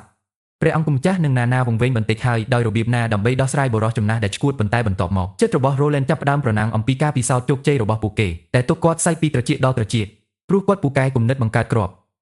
Primer របស់ Cartridge សូមអរគុណដល់ការរកឃើញ Barot Fermenate ប៉ុន្តែមុនពេលដែលគាត់អាចជ្រុំមុជចូលទៅក្នុងភាពរំភើបរបស់គាត់ការពិសោធន៍ព្រះអង្គម្ចាស់មានការធុញទ្រាន់ខ្លះភារកិច្ចអ្នកគ្រប់គ្រងនឹងគាត់មិនរំភើបពេកអំពីវាទេគ្រាន់តែពេលសម្ដេចសង្ឃឹមខ្លះពេលទំនេរដើម្បីពិសោធន៍សម្បត្តិមកដល់ពីបន្ទីចម្រៀងវែងអំពីជំងឺពេះបន្ទីទាំងមូលគាត់ក៏ត្រូវពិនិត្យមើលផងដែរអាណានឹងស្មេកហាងបន្ទាប់ពីការគ្រប់គ្រងចុងក្រោយដើម្បីរកពេលវេលាខ្លះគាត់អង្គុយចុះដើម្បីឆ្លើយតបទៅបងស្រីទន្ទឹមនឹងនេះនាវាពីទីក្រុងស្ដេចទីបំផុតបានមកដល់ហើយនៅក្នុងលិខិតរបស់គាត់ព្រះអង្គម្ចាស់សរសេរថាគាត់រំភើបអំពីសម្ព័ន្ធភាពរបស់ពួកគេហើយត្រូវបានកំណត់ថាជាបំផ្លាញព្រះវិហារដោយចំណាយទាំងអស់គាត់សន្យាថានឹងពង្រីកទឹកដីរបស់គាត់ទៅអនុញ្ញាតឲ្យមេធ្មប់រស់នៅដោយសេរីនិងរំភើបអំពីមេធ្មប់ថ្មីមកដល់ខែក្រោយគាត់ក៏បានគូសផែនទីសុវត្ថិភាពផងដែរផ្លូវពី Fjords ទៅទីក្រុងព្រំដែនដើម្បីជៀសវាងព្រះវិហារហើយធានាថាការធ្វើដំណើរប្រកបដោយសុវត្ថិភាពសម្រាប់មេធ្មប់គាត់ធានារបស់គាត់បងស្រីដែលគាត់នឹងបង្រៀនមេធ្មប់ជាមូលដ្ឋាននៅពេលដែលពួកគេមកដល់ទីក្រុងព្រំដែននឹងគ្រប់គ្នាអាប់ធ្មប់ដែលនឹងវិវត្តបង្កើនឱកាសរបស់ពួកគេការយកឈ្នះព្រះវិហារចុងក្រោយគាត់រួមបញ្ចូលឈ្មោះក្នុងចំណោមមេធ្មប់ទាំង5ដែលគាត់បានជ្រើសរើសហើយសង្ឃឹមថានឹងឃើញពួកគេឆាប់នេះទី1គឺផ្កាឈូកជាមួយអំណាចនៃការបង្កើតផែនដីទី2គឺស្ករគ្រាប់ឯកទេសក្នុងការអភិរក្សរដ្ឋទី3គឺ Evelyn ជាមួយការផ្លាស់ប្ដូរជាតិអាល់កុលទី4គឺទឹកឃ្មុំអ្នកដោះស្រាយសត្វហើយទី5គឺស៊ីវិល័យត្រូវបានគេស្គាល់ថាជា Eye of Magic នៅពេលដែលគាត់បញ្ចប់សម្បត្តិគាត់ប្រាប់ Nightingale ដើម្បីសម្រាប់ខ្លះមនុស្សគ្រប់គ្នាអស់កម្លាំង ដំណើរកំសាន្តទៅកាន់ចម្រៀងវែងបន្ទីដើម្បីប្រយុទ្ធប្រឆាំងនឹងគ្រោះកាច់វាហាក់ដូចជា Nightingale នៅតែមានបញ្ហាអ្វីមួយដូច្នេះសម្ដេចសួរថាតើវាអំពីមេធ្មប់ដែលនាងបានសម្លាប់នៅក្នុងទីក្រុងរបស់ស្ដេច Nightingale សារភាពដូច្នេះនាងមិនចង់សម្លាប់នាងទេប៉ុន្តែមេធ្មប់កំពុងបញ្ចេញពន្លឺសាហាវខូខើបែបនេះថានាងដឹងផ្លូវតែមួយគត់ការបញ្ឈប់នាងគឺដើម្បីយកជីវិតរបស់នាងសម្ដេចធានាដល់នាងដោយនិយាយរឿងនេះកើតឡើងហើយវាមិនមែនជាកំហុសរបស់នាងទេគាត់ពន្យល់ថាតាំងពីនាងមកត្រូវបានលើកឡើងដោយព្រះវិហារនាងទំនងជាបានឃើញមនុស្សគ្រប់គ្នាជាអ្នកក្បត់និងផ្លាស់ប្ដូរផ្នែកគំនិតនោះពិបាកខ្លាំងដោយគ្មានឆ្នាំអន្តរកម្មមិនត្រឹមតែប៉ុណ្ណោះគាត់ក៏ផ្ដល់ឥន្ទានដល់នាងផងដែរដើម្បីសង្គ្រោះជីវិតរបស់ Wendy Nightingale មកក្បាលហើយទទួលស្គាល់ថានាងជាបានធ្វើឲ្យនាងអស់ពីសមត្ថភាពជួយសង្គ្រោះបងប្អូនស្រីផ្សេងទៀតរបស់នាងហើយនោះជាអ្វីដែលសំខាន់ដល់នាងឃើញនាងដោះស្រាយព្រះអង្គម្ចាស់ចាប់អារម្មណ៍ថានាងបានឆ្លងកាត់វាជំនួសឲ្យការស្នាក់នៅវាបន្ទាប់មក Nightingale ព្យាយាមដើម្បីសួរសំណួរនិងសម្ដេចសួរថាតើវាជាអ្វីនាងសួរថាតើគាត់ធ្លាប់ឬអត់ធ្វើអ្វីជាមួយអាណាខណៈពេលដែលមនុស្សគ្រប់គ្នានៅឆ្ងាយនៅក្នុងទីក្រុងរបស់ស្ដេចសំណួរចាប់បានព្រះអង្គម្ចាស់បិទការយាមហើយគាត់សួរដោយស្លូតបូតថានាងកំពុងនិយាយអំពីអ្វីគាត់ពន្យល់ថាគាត់ជាប់រវល់ជាមួយជនភៀសខ្លួនហើយមិនមានពេលច្រើនតែម្នាក់ឯងជាមួយអាណាដូច្នេះគាត់មិនបានទះដៃជាមួយនាងទេវាហាក់ដូចជាគាត់ភ្លេចរឿងនោះ Nightingale អាចមើលឃើញតាមរយៈការកុហកហើយនាងមិនខ្មាស់អៀនទេអំពីការចង្អុលបង្ហាញនោះបន្ទាប់មកនៅក្នុងការភ្ញាក់ផ្អើលមួយផ្លាស់ទីនាងថាប់គាត់យ៉ាងខ្លាំងនាងនិយាយថាបន្ទាប់ពីលាបមាត់យ៉ាងខ្លាំងថាបើព្រះអង្គម្ចាស់ចង់នៅជាមួយអាណានាងមិនអីទេជាមួយវានាងទាំងអស់ចង់នៅក្បែរគាត់ព្រះអង្គម្ចាស់ខ្មាស់អៀនហើយញឹមតិចជាមួយនឹងផ្ដាច់ព្រាត់ទាំងនោះពាក្យ Nightingale ចាប់ផ្ដើមដើម្បីរលាយចូលទៅក្នុងអ័ព្ទរបស់នាងចាក់ចេញពីព្រះអង្គម្ចាស់តែម្នាក់ឯងកន្លែងកើតហើយផ្លាស់ប្ដូរទៅអាណាដែលរវល់រៀបចំសិទ្ធខ្លះនៅពេលដែលនាងកំពុងដើរជុំវិញ Nightingale ភ្លាមលេចឡើងនៅពីក្រោយនាងអាណាផ្ដល់ឲ្យផ្សិត Nightingale ឲ្យពន្យល់នាងធ្វើអាហារសម្រន់ថ្វាយព្រះអង្គម្ចាស់ម៉ាគីបានជ្រើសរើសទាំងនេះផ្សិតថាបក្សីពីព្រៃអាប់ថ្ងៃនេះហើយពួកគេស្រស់ណាស់តាំងពីព្រះអង្គម្ចាស់បានធ្វើការដូចនេះថ្មីនេះនាងបានគិតខ្លះអាហារសម្រន់នឹងជាការព្យាបាលដ៏ល្អAnna សួរថាតើ Nightingale ចង់សាកល្បងខ្លះឬអត់នៅពេលនាងរួចរាល់ Nightingale សួរថាតើអាណាអាចបង្ហាញនាងពីរបៀបធ្វើពួកគេហើយអាណាក៏ដូចគ្នាដែររីករាយក្នុងការបង្រៀននាងទាំងពីរស្ត្រីចូលទៅក្នុងចង្អុលចម្អិនអាហាររបស់ពួកគេអាណាដាក់ផ្សិតនៅលើចានមួយបន្ទាប់ពីសម្អាតពួកវាជាមួយទឹកជ្រលក់ខ្លះដើម្បីនាំយកមកចេញពីរសជាតិរបស់ពួកគេនាងដុតពួកវារហូតដល់ពួកគេប្រែជាពណ៌មាសនិងពួកគេទាំងពីររីករាយនឹងពួកគេពេលចម្អិនអាហារជាមួយគ្នាខណៈពេលដែលពួកគេកំពុងចម្អិនអាហារ Anna សួរគាត់ថាតើនាងនឹកព្រះអង្គម្ចាស់ Nightingale ស្ងាត់ស្ងៀមមើលទៅខ្មាស់យិនណាស់អាណាធានាចំពោះនាងមិនមែនជាមនុស្សតែម្នាក់ទេអ្នកណានឹកគាត់ព្រោះអ្នករាល់គ្នាដែលបានទៅទីក្រុងរបស់ស្ដេចមានអារម្មណ៍ដូចគ្នាវិធីការកត់សម្គាល់របស់ Nightingale អាកប្បកិរិយាមិនធម្មតា Junior សួរថាមានរឿងអី Nightingale គ្រាន់តែនិយាយថាវាគ្មានអ្វីទេប៉ុន្តែសារភាពថានាងក៏នឹកគាត់ដែរបន្ទាប់មក Anna បានចង្អុលបង្ហាញប្រសិនបើនាងនៅ Nightingale កន្លែងនាងនឹងស្លាប់ដើម្បីជួបជុំជាមួយព្រះអង្គម្ចាស់ Nightingale ទទួលបានបន្តិចស្រងូតស្រងាត់ពេលលើរឿងនេះប៉ុន្តែបន្ទាប់មក Anna បានចាប់ដៃរបស់នាងត្រឡប់ទៅពេលនេះរំលឹកនាងថាផ្សិតកំពុងឆេះនៅពេលដែលពួកគេរួចរាល់ Nightingale ញ៉ាំហើយឃើញថាឆ្ងាញ់ Anna មិនអាចឈប់សរសើរថាអស្ចារ្យប៉ុណ្ណាទេផ្សិតទាំងនេះគឺនៅពេលចម្អិនត្រឹមត្រូវបន្ទាប់ពីបញ្ចប់អាណាក៏យកចានមួយមកផ្សិតអាំងយ៉ាងល្អឥតខ្ចោះទៅព្រះអង្គម្ចាស់នាងលើកឡើងនោះ Nightingale បានជួយជាមួយចម្អិនអាហារប៉ុន្តែមានអារម្មណ៍ឆ្ពងបន្តិចដូច្នេះនាងមិនបានមកជាមួយទេចិត្តរបស់សម្ដេចត្រឡប់មកថាប់វិញជាមួយ Nightingale ហើយគាត់ភ្ញាក់ផ្អើលមួយផ្លែតព្យាយាមផ្ដោតអារម្មណ៍គាត់ចាប់ផ្សិតមួយនៅតែគិតអំពីការថើបនោះហើយខាំភ្លាមនោះមានការផ្ទុះរសជាតិនៅក្នុងមាត់របស់គាត់ទៅទាំងស្រុងក្របដូចជាគាត់នៅក្នុងមួយសង្គ្រាមអាហារអណែមនេះផ្សិតត្រូវបានអំបិលយ៉ាងល្អឥតខ្ចោះនិងមានវាយើងភាពទន់យករសជាតិទៅកម្រិតបន្ទាប់សម្ដេចសួរថាតើមានច្រើនទៀតឬទេនៃផ្សិតទាំងនេះអាណានិយាយថាពួកគេអាចប្រមូលផលបានច្រើនជាងមុន Maggie បានធ្វើដំណើរតែមួយគត់ហើយបានត្រឡប់មកវិញដល់ធំមួយកាបូបគាត់និយាយអំពីការចង់បានចំអិនបន្លែខ្លះដែរតាំងពីគាត់ទទួលបានធុញទ្រាន់នឹងសាច់គាត់ចាប់ផ្សិតមួយទៀតហើយភ្លាមនៅពេលដែលគាត់យកខាំមួយមុខរបស់គាត់ស្លេកគាត់ត្រូវបានវាជាមួយនឹងការប្រញាប់ប្រញាល់អំបិលលើសលប់ហើយទឹកភ្នែកចាប់ផ្ដើមហូរដោយអចេតនាពីភាពប្រៃអាណាលុយពន្យល់ថាបាច់នេះត្រូវបានធ្វើឡើងដោយ Nightingale ដែលពិតជាបានចំណាយយកចិត្តទុកដាក់គ្រប់ជំហានសម្ដេចអាចប្រាប់រឿងទាំងនេះបានផ្សិតគឺមកពី Nightingale ជាពិសេសដោយសារតែពួកគេមានភាពច្របូកច្របល់បន្តិចប៉ុន្តែគួរឲ្យស្រឡាញ់គាត់ឆ្លុះបញ្ចាំងពីរបៀបដែលគាត់បានចំណាយភាគច្រើននៃជីវិតរបស់គាត់ធ្វើការប្លង់មេហើយមិនដែលពិតជាមានឱកាសរីករាយរឿងសាមញ្ញដូចនេះធ្វើឲ្យគាត់មិនច្បាស់ពីរបៀបដើម្បីឆ្លើយតបទៅនឹងពួកគេអារម្មណ៍គាត់ដាក់ចានត្រឡប់មកវិញនៅលើតូនិងអាណាសួរថាតើគាត់ចង់ទេមានមួយចំនួនទៀតផ្សិតនៅថ្ងៃផ្សេងទៀតគាត់ធានាថាគាត់ប្រកាសជានឹងឲ្យពួកគេពិតជាឆ្ងាញ់ណាស់ប៉ុន្មានថ្ងៃក្រោយមកវាជាថ្ងៃនៃពិធីប្រគល់រង្វាន់នៅព្រំដែនទីក្រុងដែលជាកន្លែងដែលមនុស្សនឹងមានកិត្តិយសសម្រាប់ពួកគេការរួមចំណែកយ៉ាងសំខាន់ព្រះអង្គម្ចាស់ឆ្លុះបញ្ចាំងសមិទ្ធផលដែលពួកគេមានបានធ្វើដូចជាការប្រយុទ្ធអារក្សទទួលយកបទចម្រៀងវែងបន្ទីនិងអ្វីទាំងអស់ផ្សេងទៀតគាត់ទទួលស្គាល់ថាសមិទ្ធផលទាំងនេះគឺទាំងអស់អរគុណចំពោះការខិតខំប្រឹងប្រែងរបស់អ្នកទាំងអស់គ្នាដែលពាក់ព័ន្ធទាំងនេះមិនគ្រាន់តែជាឥស្សរជនឬសិល្បករប៉ុន្តែមនុស្សសាមញ្ញបានធ្វើឲ្យមានភាពខុសគ្នាយ៉ាងខ្លាំងជានិមិត្តសញ្ញានៃការដឹងគុណមនុស្សគ្រប់គ្នានឹងទទួលបានរង្វាន់ដ៏សប្បុរសមេដាយពិសេសដែលបានរចនាដោយព្រះអង្គម្ចាស់ផ្ទាល់រួមជាមួយមាស100រាជវង្សនិងដី5ហិកតាហ្វូងមនុស្សបានផ្ទុះឡើងរីករាយក្នុងការរំពឹងទុករង្វាន់ខណៈពេលដែលព្រះអង្គម្ចាស់ចាប់ផ្ដើមពិធីដោយការអញ្ជើញ Aaron X ទី1មេបញ្ជាការកងទ័ពទៅកាន់ឆាកពេលបងស្រី Echo ច្រៀងចម្រៀងពីរោះបន្ថែមការប៉ះពិសេសទៅពិធីដែកពូថៅហាក់ដូចជាមានការព្រួយបារម្ភណាស់នៅចំពោះមុខហ្វូងមនុស្សទាំងមូលខណៈពេលដែលព្រះអង្គម្ចាស់សរសើរ Aaron X សម្រាប់របស់គាត់បេសកកម្មជោគជ័យដូចជាការនាំមនុស្សពីទីក្រុងស្ដេចនិងសកម្មភាពវីរភាពផ្សេងទៀតដែកពូថៅពិតជាភ័យណាស់ប៉ុន្តែដូចជាមេដាយ ដាក់លើទ្រូងរបស់គាត់ហ្វូងមនុស្សទុះឡើង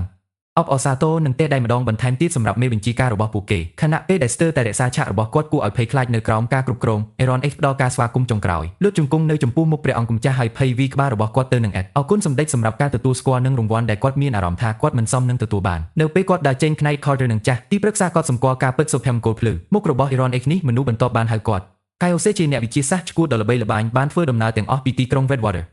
គ្រប់គ្នាមានការភ្ញាក់ផ្អើលនរណាម្នាក់នៃឋានៈរបស់គាត់បានមកដល់ទីក្រុងព្រំដែនបន្ទាប់ពីចាក់ចេញមជ្ឈមណ្ឌលអល់ឈីមីទឹកក្រហមព្រះអង្គម្ចាស់ Roland ពន្យល់ថាខណៈពេលដែលសេជីមិនបានចូលរួមក្នុងការប្រយុទ្ធការបន្តរបស់គាត់ការកែលម្អអាវុធដែលបានលេងតួនាទីសំខាន់ក្នុងជ័យជំនះរបស់ពួកគេគាត់ក៏យកឲ្យពេលវេលាដើម្បីបត់បែនខិតបានមន្ទីរពិសោធន៍គីមីវិទ្យាដោយលើកឡើងថាពួកគេជ្រើសរើសមនុស្សដែលមានបានបញ្ចប់ការអប់រំធំសិក្សាបរិសុទ្ធចំណាស់ហាក់ដូចជាគួរឲ្យធុញទ្រាន់ណាស់គាត់ត្រូវបានទាញចេញពីមន្ទីរពិសោធន៍សម្រាប់រឿងនេះប៉ុន្តែព្រះអង្គម្ចាស់ធានាដល់គាត់ថាវាជាឱកាសដ៏ល្អក្នុងការទទួលបានជំនួយបន្ថែមទៀតសម្រាប់មន្ទីរពិសោធន៍នៅពេលដែលវាពង្រីកពួកគេនឹងមាននាវិកធំជាងហៅថាគីមីវិទ្យា201អារម្មណ៍របស់បរិសុទ្ធចំណាស់ភ្លឺហើយគាត់ចាប់ផ្ដើមអោនក្បាលដោយដឹងគុណបន្ទាប់មកគឺណាណាដែលកំពុងតែជាទទួលបានរង្វាន់សម្រាប់ការងារព្យាបាលរបស់នាងនៅពេលនាងឈានជើងឡើងលើឆាកហ្វូងមនុស្សចាប់ផ្ដើមច្រៀងសរសើរនាងមនុស្សគ្រប់គ្នាអរគុណនាងសម្រាប់ពេលវេលាដែលនាងបានព្យាបាលពួកគេហើយវាទាំងស្រុងរលីបេះដូងរបស់ណាណាពេញដោយអារម្មណ៍នាងឆ្លុះបញ្ចាំងពីការខិតខំទាំងអស់នាងត្រូវបានគេដាក់ឲ្យមកចិត្តស្រក់ទឹកភ្នែកទីបំផុតនាងបានក្លាយជាបានទទួលស្គាល់សម្ដេចប្រាប់នាងដើម្បីស្ងប់ស្ងាត់និងគ្រាន់តែឆ្លើយតបទៅនឹងភាពរីករាយរបស់មនុស្សគ្រប់គ្នានាងជូតទឹកភ្នែករបស់នាងឈោកពោះនៅលើឆាកហើយអរគុណអ្នកទាំងអស់គ្នាសម្រាប់ការសរសើរដ៏សប្បុរសរបស់ពួកគ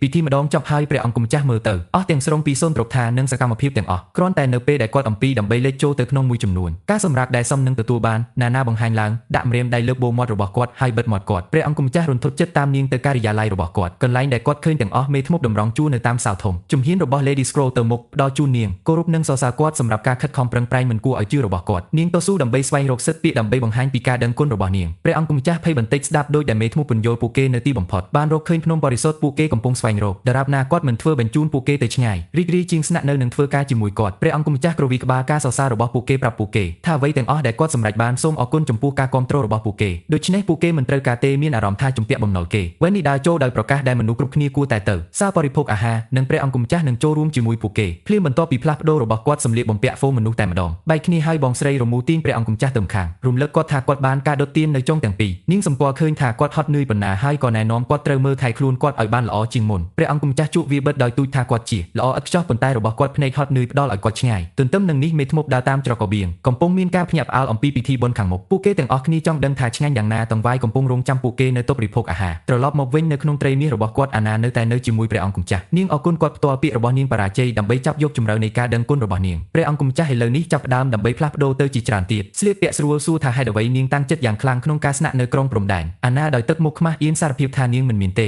ហេតុផលជាក់លាក់ប៉ុន្តែធ្វើឲ្យវាច្បាស់ថានាងនឹងដើរតាមគាត់គ្រប់ទីកន្លែងទៅនាងដាក់ក្បាលរបស់នាងប្រឆាំងនឹងទ្រូងរបស់គាត់ស្វែងរកការលួងលោមនិងការធានាខណៈពេលដែលព្រះអង្គម្ចាស់និងណាណាទទួលបានទាំងអស់អារម្មណ៍ព្រះវិហារនោះបរោះដែលខ្ញុំភ្លេចឈ្មោះនៃការឈរនៅខាងក្រៅទ្វារទន្ទឹងរង់ចាំពិភាក្សាអំពីស្ពានមួយចំនួនប្លង់មេជាមួយព្រះអង្គម្ចាស់ប៉ុន្តែបន្ទាប់ពីមើលច្រកទ្វារដឹងថាវាជាមិនមែនជាពេលវេលាដ៏ល្អបំផុតដើម្បីរំខានហើយសម្រេចចិត្តស្វែងយល់ពីវាដោយខ្លួនឯងទន្ទឹមនឹងនេះនៅក្នុងទីក្រុងនៅ Grey Castle រាជធានីយើងតាមទាន់ដេល Fox បាននាំក្រុមសៀករបស់គាត់ហើយគាត់ណែនាំបរិសុទ្ធទី1ជា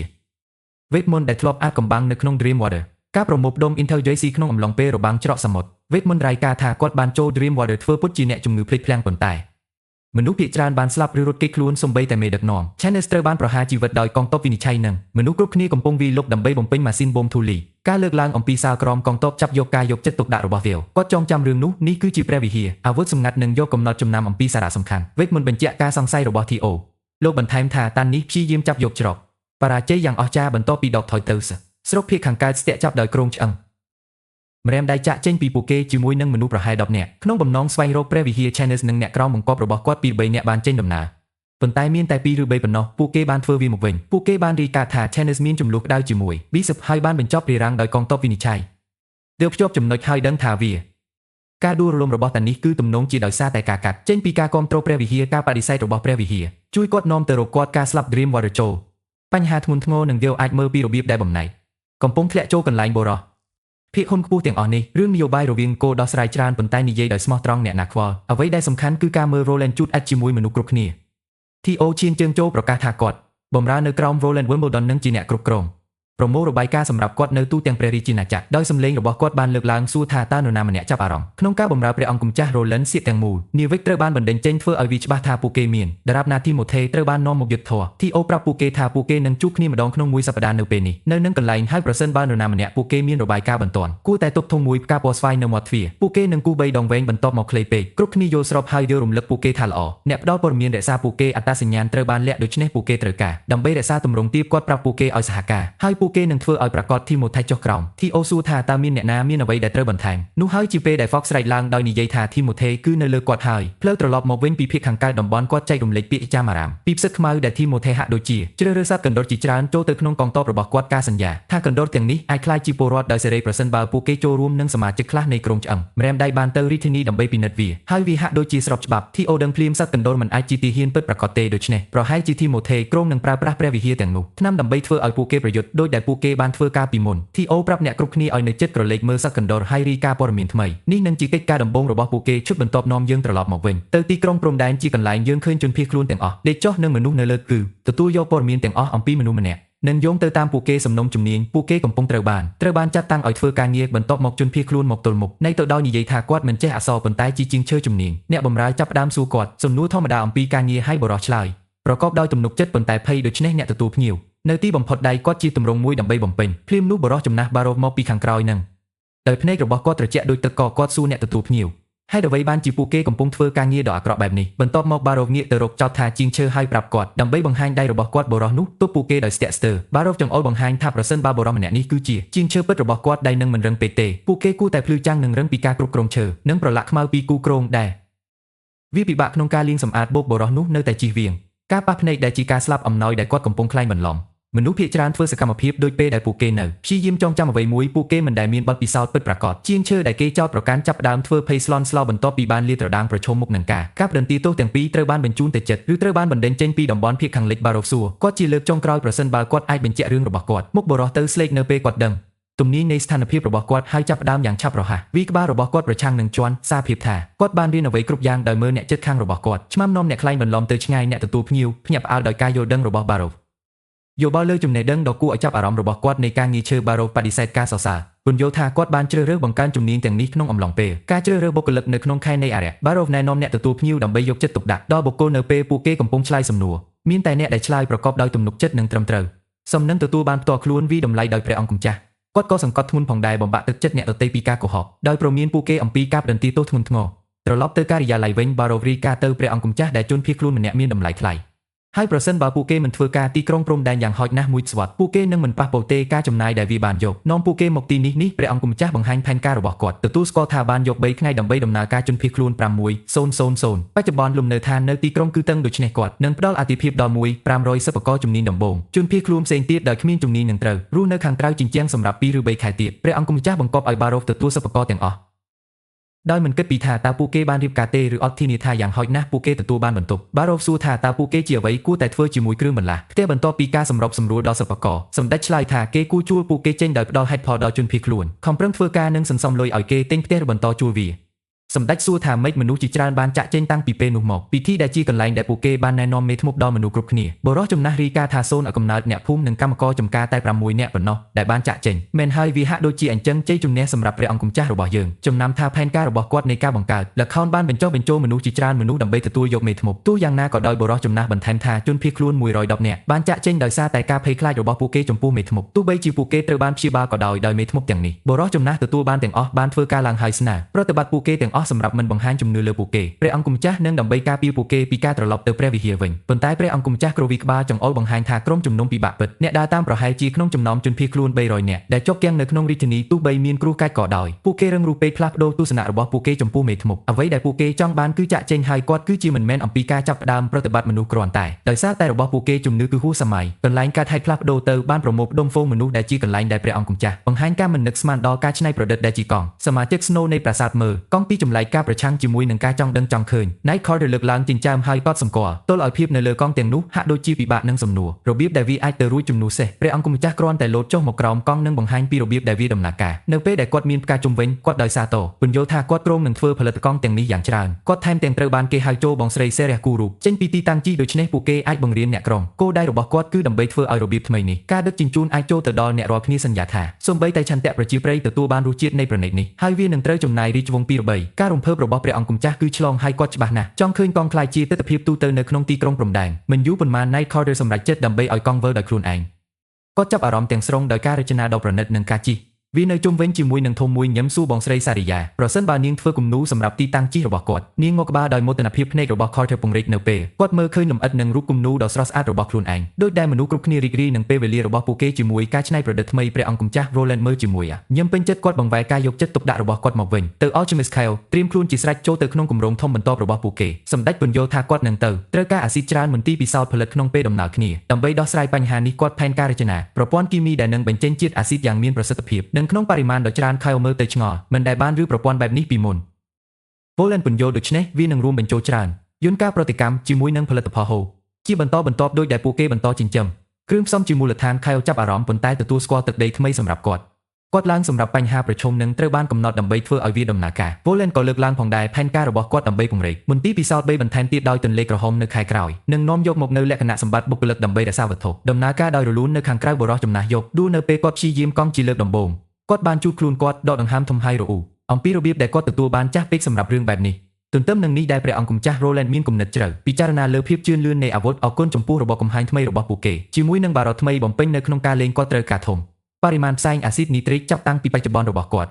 មន្ទីរពិសោធន៍មិនអាចជួបទាមទារគាត់កំពុងពិចារណាសួរបងស្រី Lisha ជួយដោយសារតែវិធីតែមួយគត់ដើម្បីឈ្នះនាពេលខាងមុខសង្គ្រាមប្រឆាំងនឹងព្រះវិហារនឹងត្រូវការច្រើនជាមួយកាំភ្លើងខ្លីនិងកាំភ្លើងខ្លីដោយដែលគាត់បានបាត់បង់នៅក្នុងទាំងនេះគំនិតគាត់ឈានដល់ត្រីស្ងួតខ្លះសម្រាប់អាហារសម្រន់នៅលើមុនពេលគាត់អាចទទួលបានខំ Nightingale លេចឡើងនឹងអាក្រក់ដាក់បំណែកនៃជៀនត្រីចូលក្នុងមាត់របស់គាត់កាយវិការរបស់នាងគឺទាំងពីរមិននឹកស្មានដល់នឹងទទួលបានយ៉ាងកក់ក្ដៅទាញគាត់ចេញពីគាត់ការសិញ្ជឹងគិតជ្រៅទិដ្ឋភាពកាត់ទៅខាងក្រៅកន្លែងដែលព្រះអង្គម្ចាស់ណែនាំខ្លួនដល់ក្មេងតូចទាំងនេះនិងអបអរសាទរពួកគេសម្រាប់ការបំពេញរបស់ពួកគេការអប់រំជាមូលដ្ឋាននឹងក្លាយជានិស្សិតបញ្ចប់ការសិក្សាដំបូងរបស់ទីក្រុងកុមារមានភាពសប្បាយរីករាយដើម្បីនិយាយដោយផ្ទាល់ជាមួយព្រះអង្គម្ចាស់ភាពរំភើបរបស់ពួកគេគឺចេញពីតារាងគាត់សរសើរ Carl Von Bait សម្រាប់គាត់តួនាទីសំខាន់ក្នុងការអប់រំរបស់ពួកគេហើយប្រកាសថាអ្នករាល់គ្នានឹងទទួលបានរង្វាន់ដ៏សប្បុរសដោយផ្អែកលើការអនុវត្តរបស់ពួកគេដោយមិនគិតពីជម្រើសអាជីពរបស់ពួកគេកុមារអបអរសាទរនិងអបអរសាទររំភើបនឹងការរំពឹងទុកអនាគតដ៏ភ្លឺស្វាងនឹងចាប់ផ្ដើមសុបិនអំពីពួកគេប្រាក់ខែថ្មីនឹងកង់ពួកគេនឹងអាចជិះបានឆាប់នេះពួកគេរំភើបពិភាក្សាអំពីការដាក់ពាក្យមុខតំណែងនៅសាលាក្រុងស្រមៃមើលជីវិតប្រសើរជាងមុនព្រះអង្គម្ចាស់សម្រេចចិត្តចែកចាយឌឺក្រេការណែនាំទាំងអស់គ្នាដើម្បីឆ្ពោះទៅមុខនៅពេលដែលឈ្មោះរបស់ពួកគេត្រូវបានគេហៅថាក្មេងស្រីលេងសើចជំរុញឲ្យមិត្តភ័ក្តិរបស់នាងយកសញ្ញាបត្ររបស់គាត់ជាលើកដំបូងក្មេងនោះដើរទៅមុខដោយស្ទាក់ស្ទើរហើយព្រះអង្គម្ចាស់បានប្រគល់សញ្ញាបត្ររបស់គាត់អបអរសាទរគាត់បញ្ចប់ការសិក្សាមានអារម្មណ៍ថាមានការកើនឡើងនៃទំនុកចិត្តក្មេងប្រុសបង្ហាញពីឆន្ទៈរបស់គាត់ដើម្បីចុះឈ្មោះសម្រាប់មន្ទីរពិសោធន៍គីមីហើយដើរតាមគន្លងរបស់ Kyosechi ទន្ទឹមនឹងនេះដែរត្រឡប់មកវិញនៅក្នុងទីក្រុងបរិសុទ្ធអាចារ្យស្ថិតនៅក្នុងកម្ដៅការពិភាក្សាអំពី Roland ពូជីចាមេនភ្ញាក់ផ្អើលដើម្បីរៀនថាពេះព្រះវិហារបានរីករាលដាលបណ្ដាលមកពីមីក្រូទស្សន៍ពេសាជាពិសេសបង្កាត់ដើម្បីមើលមិនឃើញគាត់មិនដឹងពីរបៀប Roland ព្យាបាលវាសង្ស័យថាគាត់អាចនឹងប្រើមួយណាគឺជាវេទមន្តជំនួសឲ្យអស្តបរិសុទ្ធពួកគេក៏ពិភាក្សាអំពីឈើឆ្កាងរយៈចម្ងាយឆ្ងាយនោះកងកម្លាំងរបស់ Roland មានដែលបាញ់ដោយមិនឈប់ឈរពូជីចាមេនរំលឹកឡើងវិញការលើកឡើងរបស់ពូជីចា Taylor ឈើឆ្កាងទាំងនេះពីមុនដោយដែលគាត់កំពុងឈរជើងនៅបន្ទាយចម្រៀងវែងវិវរណៈនេះក៏ស្រក់ចុះបំភ្លឺពីមូលហេតុដែលអ្នកអុកញ៉ារ៉ៃចាញ់ដោយប្រជាជនសាមញ្ញមកពីក្រុងព្រំដែនអ្នកដឹកនាំព្រះវិហារគឺទាំងពីរងឿងឆ្ងល់និងព្រួយបារម្ភ Roland កំពុងរីកចម្រើនឥទ្ធិពលនិងសមត្ថភាពបរិះចំណាស់ម្នាក់ទៀតនៅក្នុងព្រះវិហារគឺពិតជាភ្ញាក់ផ្អើលពេលបានដឹងរឿងនោះមេធ្មប់របស់ពួកគេត្រូវបានគេស្គាល់ថាជាគ្មានមុខត្រូវបានគេសម្លាប់គាត់ប្រកាសថា Heather នឹងខឹងនៅពេលនាងត្រឡប់ពីដៅរងាដើមទុនព្រុសសុទ្ធមេធ្មប់គឺកម្រណាស់និងមានតម្លៃថ្លៃណាស់លើកោះនោះសុទ្ធមេធ្មប់គឺមានតម្លៃជាងកងទ័ពវិនិច្ឆ័យបរិះចំណាស់ទៅពិតជាឈួតនៅពេលស្ដាប់ទីហ៊ានរបស់ធីម៉ូថេបានស្ទាក់ចាប់បទចម្រៀងវែងបន្ទាយព្រះវិហារហើយត្រូវបានសម្លាប់បូជីចានៃកន្លែងនោះប្រសិនបើអ្នកមិនអាចចាំបានទេវាបានកើតឡើងនៅពេលណាធីម៉ូថេបានបញ្ជូនទាហានទាំងនោះទៅវាយលុកព្រំដែនទីក្រុងបន្ទាប់ពីបង្កើតពួកគេលេបថ្នាំក្រុមជំនុំទាំងនោះបូជីចាធំយ៉ាងឆាប់រហ័សដឹងថាធីម៉ូថេគ្រាន់តែចង់លួចរបស់ទាំងនោះថ្នាំគ្រាប់ទុកក្នុងព្រះវិហារទោះយ៉ាងណាក៏ដោយគាត់នៅតែមិនអាចជឿលើភាពក្លាហានរបស់ធីម៉ូថេដើម្បីសម្លាប់ក្បាលរបស់ពួកជំនុំប៉ុន្តែវាជាការពិតដោយដែលខ្ញុំអាចចាំបានធីម៉ូថេពិតជាបានលួចថ្នាំចំនួន 2000 គ្រាប់នោះហើយផ្ដល់អាហារដល់គាត់កងទ័ពប្រជាជនទូទៅ វាប្រហាទីក្រុងព្រំដែនបន្ទាប់ពីស្រោបវាហើយបបជិតយល់យ៉ាងឆាប់រហ័សថាព្រះអង្គម្ចាស់ Roland ពិតជាមានគម្រោងទិញយករបស់នេះក្រុមជនភៀសខ្លួនដូចជាពលកម្មថោកគាត់អាចរៀបចំបានសម្រាប់មេធ្មប់របស់គាត់ដើម្បីព្យាបាលពួកគេនិងបញ្ជូនពួកគេទៅតំបន់ភៀសខាងលិចបរិសុទ្ធចំណាស់យល់ស្របនិយាយថាប្រសិនបើពួកគេមិនមានប្រយុទ្ធបេះដូងចឹកឥឡូវនេះព្រះវិហារនឹងដាក់ឈប់ទៅ Roland ភ្លាមហើយភាគច្រើនបំផុតនៃការទាំងអស់មេធ្មប់នៅភៀសខាងលិចតំបន់សុំនឹងទទួលបានបោះសម្អាតប៉ុន្តែបូជីចាមែងប្រាប់មិត្តចាស់របស់គាត់អានសម្បត្តិនេះពីមុនក្រោកឡើងចាស់បរិសុទ្ធត្រូវបានផ្លុំទាំងស្រុងទៅឆ្ងាយដើម្បីដឹងថាមួយចំនួនធំនៃមេធ្មប់បានបង្ហាញខ្លួននៅឈូងសមុទ្រហើយពួកគេបានបំផ្លាញព្រះវិហារបច្ចុប្បន្នទាំងអស់សង់នៅតែចូលភាពងឹតអំពីព្រះនាងការចូលរួមរបស់ឈេលីគឺឆ្ងល់ប្រសិនបើមេធ្មប់កំពុងធ្វើចំណាក់ស្រុកពីដីគោកទៅសមុទ្រប៉ុន្តែលោកបូជីចាឲ្យគ្រាន់តែក្រវីក្បាលពួកគេបិទដោយនិយាយថាពួកគេនៅឆ្ងាយនៅក្នុងមហាសមុទ្រនិងមិនគួរប៉ះពាល់ដល់ផែនការដ៏ធំរបស់ពួកគេបេសកកម្មបច្ចុប្បន្នរបស់ព្រះវិហារគឺដើម្បីទទួលបានដីនិងកម្លាំងពលកម្មបន្ថែមទៀតពង្រីកកងទ័ពវិនិច្ឆ័យរបស់ពួកគេវាហាក់ដូចជាបូជីចាទាំងនេះនៅទីបំផុតទទួលស្គាល់ថានេះជាលើកទី4ហើយល្ងងព្រះអង្គម្ចាស់ជាអ្នកធំជាងគេការគម្រាមកំហែងដល់ព្រះវិហារបូជីចាមេបានសម្រេចចិត្តដើម្បីដឹកនាំកងទ័ពវិនិច្ឆ័យ100ទាហាននិងមេធ្មប់សុទ្ធដើម្បីលុបជាអចិន្ត្រៃយ៍ចេញពីតំបន់ភៀសខាងលិចហើយសម្រេចចិត្តដោះស្រាយមេធ្មប់នៅសមុទ្រពេលក្រោយបរិសុទ្ធចំណាស់គឺភ្ញាក់ផ្អើលជាមួយនឹងគំនិតរបស់សំខាន់ទៅខ្លួនគាត់ជាពិសេសចាប់តាំងពីការប្រយុទ្ធនៅ Wolf បេះដូងនៅតែដំណើរការហើយ Heather មិនមានទេត្រឡប់ពីដៅរងាមិនធ្លាប់មានប៉ុន្តែដូចជានៅលើសញ្ញាទាហានមកដល់ជាបន្ទាន់ព័ត៌មានពី Heather ជាក់ស្ដែងកងនាវាធំមួយបានចូលចតនៅរដូវរងាជានិច្ចនិងសត្រូវជាច្រើនវាប្រហាររដ្ឋធានីនៅពេលដែលសារបានបញ្ជូនមកទ្វារក្រុងពីរបានបាត់បង់អស់ហើយអាចារ្យ Heather គឺបច្ចុប្បន្នកំពុងព្យាយាមការពារតាមដែលនាងអាចធ្វើបានប៉ុន្តែមានសត្រូវច្រើនណាស់ហើយពួកគេកំពុងប្រើថ្នាំ Berserker ទាំងអស់កប៉ាល់កំពុងហោះហើរទង់ខ្មៅដូចគ្នា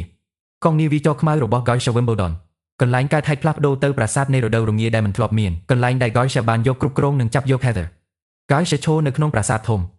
ប្រាប់ Heather ឲ្យចាប់ផ្ដើមអធិស្ឋានដល់នាងព្រះមុនពេលនាងចាប់ផ្ដើមការងារដ៏អាក្រក់របស់នាងគ្រោងនឹងកាត់ផ្ដាច់ម្រាមដៃរបស់ Heather នឹងអវយវៈម្ដងមួយទៅធ្វើឲ្យនាងមានអារម្មណ៍ជឿចាប់នឹងភាពអស់សង្ឃឹមដែលប្រជាជននៃ Clearwater បានរងទុក្ខទោះយ៉ាងណាក៏ដោយ Heather នៅតែប្រកាន់ខ្ជាប់មិនបង្ហាញពីការភ័យខ្លាចឬការភ័យខ្លាចឡើយនាងបានសួរ George យ៉ាងក្លាហានប្រសិនបើនាងមានគម្រោងដាក់បណ្ដាសាខ្លួនឯងជាមួយព្រះវិហារកំហឹងឬប្រសិនបើនាងមានបំណងរសាត់ទៅសមុទ្រជារៀងរហូតដោយមិនធ្លាប់ចូលចត George ហាក់ដូចជាមិនចូលចិត្តរឿងនេះទេនិយាយមិនសមសោះហើយគ្រាន់តែខ្ទាស់ម្រាមដៃនាងភ្លាមនោះកូនរបស់នាង Pin Heather ដល់ដីហើយចាប់ដៃនាងចេញ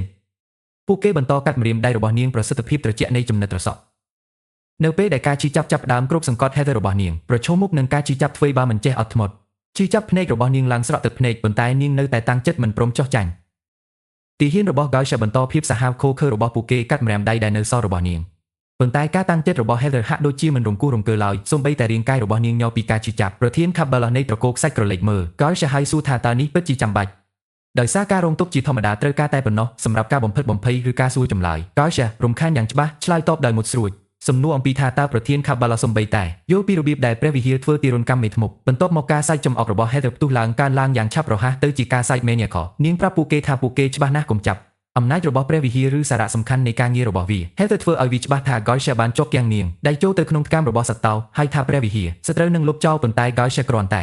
សើចហើយនិយាយនាងនឹងសប្បាយចិត្តជាងដើម្បីរងចាំថ្ងៃនោះមកកន្លែងកើតហេតុបើកជាមួយអែនយ៉ាងរីករាយជិះចូលទៅក្នុងការ៉េមរបស់នាងភាពរីករាយរបស់នាងគឺផ្អែមដូចជាអាហារដែលនាងកំពុងញ៉ាំព្រះអង្គម្ចាស់មិនអាចទេជួយប៉ុន្តែមានអារម្មណ៍ថាគ្រីបចេញជឿជាក់ថាមិនថាសម័យណានោះទេមកពីនោះក្មេងស្រីតែងតែចូលចិត្តការ៉េមវាប្រែថាព្រះអង្គម្ចាស់មានមកជាមួយរូបមន្តសាមញ្ញដោយប្រើតែស្ករទឹកយកស្ប៊ឺនិងទឹកដោះគោដើម្បីធ្វើការ៉េមពេលវេលាល្អខ្ចោះដូចជាក្មេងស្រីផ្សេងទៀតមិនយូរប៉ុន្មានបានចូលរួមក្នុងកន្លែងកាត់ហេតុ Maggie ដែលចូលជាមួយនាងសក់រលាស់ដោយស្លឹកឈើហើយព្រះអង្គម្ចាស់និយាយលេងសើចថាពួកគេត្រូវតែជាលួចសម្បុកបាសីទៀតហើយគាត់ទាញសម្បត្តិមួយហើយរៀបរាប់អំពីដើក្តៅនោះចាប់ផ្ដើមនៅថ្ងៃស្អែកនឹងមុនពេលនាងរៀបចំដើម្បីត្រឡប់ទៅឆ្នេរសមុទ្រវិញគាត់សុំ Maggie ផ្ញើសម្បត្តិទៅ Tilly Maggie ទទួលយកលិខិតដោយទំនុកចិត្តទន្ទឹមនឹងនេះរន្ទះចងចាំវាជាមួយទីបញ្ចប់នៃខែចិត្តមកដល់ Maggie នឹងចាក់ចេញពីមានឆាប់នេះព្រះអង្គម្ចាស់ក៏ភ្លេចបន្ទោបេសកកម្មមួយបង្ហាញថាផែនទីដែលនាងកំពុងមើលគឺជាអ្វីដែលនាងគូខ្លួននាងផ្ទាល់គាត់សួរថាតើនាងចងចាំរយៈឆ្នេរតាមភ្នំ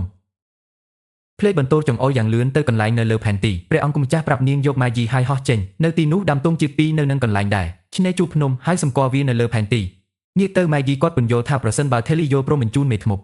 Maggie នឹងត្រូវការដឹកនាំកប៉ាល់ទៅកន្លែងនេះកន្លែងដែលមនុស្សគ្រប់គ្នាមកពីព្រំដែនទីក្រុងនឹងស្វាគមន៍ពួកគេជាមួយនឹងពេងប៉ោងខ្យល់ក្តៅភ្លេចបន្ទោធ្វើឲ្យមានការភ្ញាក់ផ្អើលសុភមង្គលនៅពេលដែលនាងដឹងនោះគឺជាមេធ្មប់កាន់តែច្រើនជាក់ស្ដែងនឹងទៅជាចូលរួមក្រុងព្រំដែនឆាប់ព្រះអង្គម្ចាស់មកក្បាលដោយមានទំនុកចិត្តដោយនិយាយថាគាត់ជឿនៅក្នុងបងស្រីរបស់គាត់នឹងថានាងនៅទីបំផុតនឹងចូលរួមជាមួយគាត់ភ្លាមបន្ទាប់ពីយើងឃើញពេងប៉ោងកំពុងឡើងខ្យល់ក្មេងស្រីទាំងអស់គឺពិតជាភ្ញាក់ផ្អើលពេលឃើញពួកគេពិតជាកំពុងហោះហើរព្រះអង្គម្ចាស់បានដាក់ឈ្មោះថាពេងប៉ោងការមើលរំលងហើយអាណាផ្ដល់ឲ្យផ្ដល់កិត្តិយសដល់សារិយាដើម្បីជួយលាបវាសម្ដេចយ លស្របនិយាយថាថ្នាំលាបស្អិតគឺពិសេសដោយសារតែវាត្រូវតែប្រកាន់ខ្ជាប់យ៉ាងជិតស្និទ្ធទៅនឹងមូលដ្ឋានស្រទាប់ដើម្បីគ្រប់គ្រងដូចជាពេញប៉ោងដ៏ធំបើមិនដូច្នេះទេវានឹងមិនមានទេអាចទប់ទល់នឹងចេតនានៃសម្ពាធព្រះអង្គម្ចាស់ចាប់ផ្ដើមយ៉ាងឆាប់រហ័សស្រមៃថាគាត់បានទទួលម៉ូតូយីគាត់អាចប្រើអេឡិចត្រូលីសទឹកដើម្បីបង្កើតឧស្ម័នអ៊ីដ្រូសែនវានឹងមិនយូរប៉ុន្មានទេមុនពេលដែលគាត់អាចសាងសង់បាននាវាចម្បាំង Zeppelin ដ៏ល្បីល្បាញដរាបណាគាត់អាចរកឃើញទម្ងន់ស្រាលសម្ភារៈសម្រាប់សុំសត្វចម្លែកបែបនេះអាចកើនឡើងរាប់ពាន់នាក់ម៉ែត្រពីលើដីទោះបីជាលទ្ធភាពនៃការទម្លាក់គ្រាប់បែកពីកម្ពស់បែបនេះគឺគួរឲ្យសង្ស័យវាគួរឲ្យរំភើបក្នុងការគិតអំពីការឈ្លានពានទីក្រុងប៉ារីសរបស់ព្រះវិហារដីសមុទ្រនិងខ្យល់រួមបញ្ចូលគ្នាក្មេងស្រីគាត់សម្គាល់ព្រះអង្គម្ចាស់ញឹមលីលីចង្អុលបង្ហាញថាគាត់ប្រហែលជារំភើបណាស់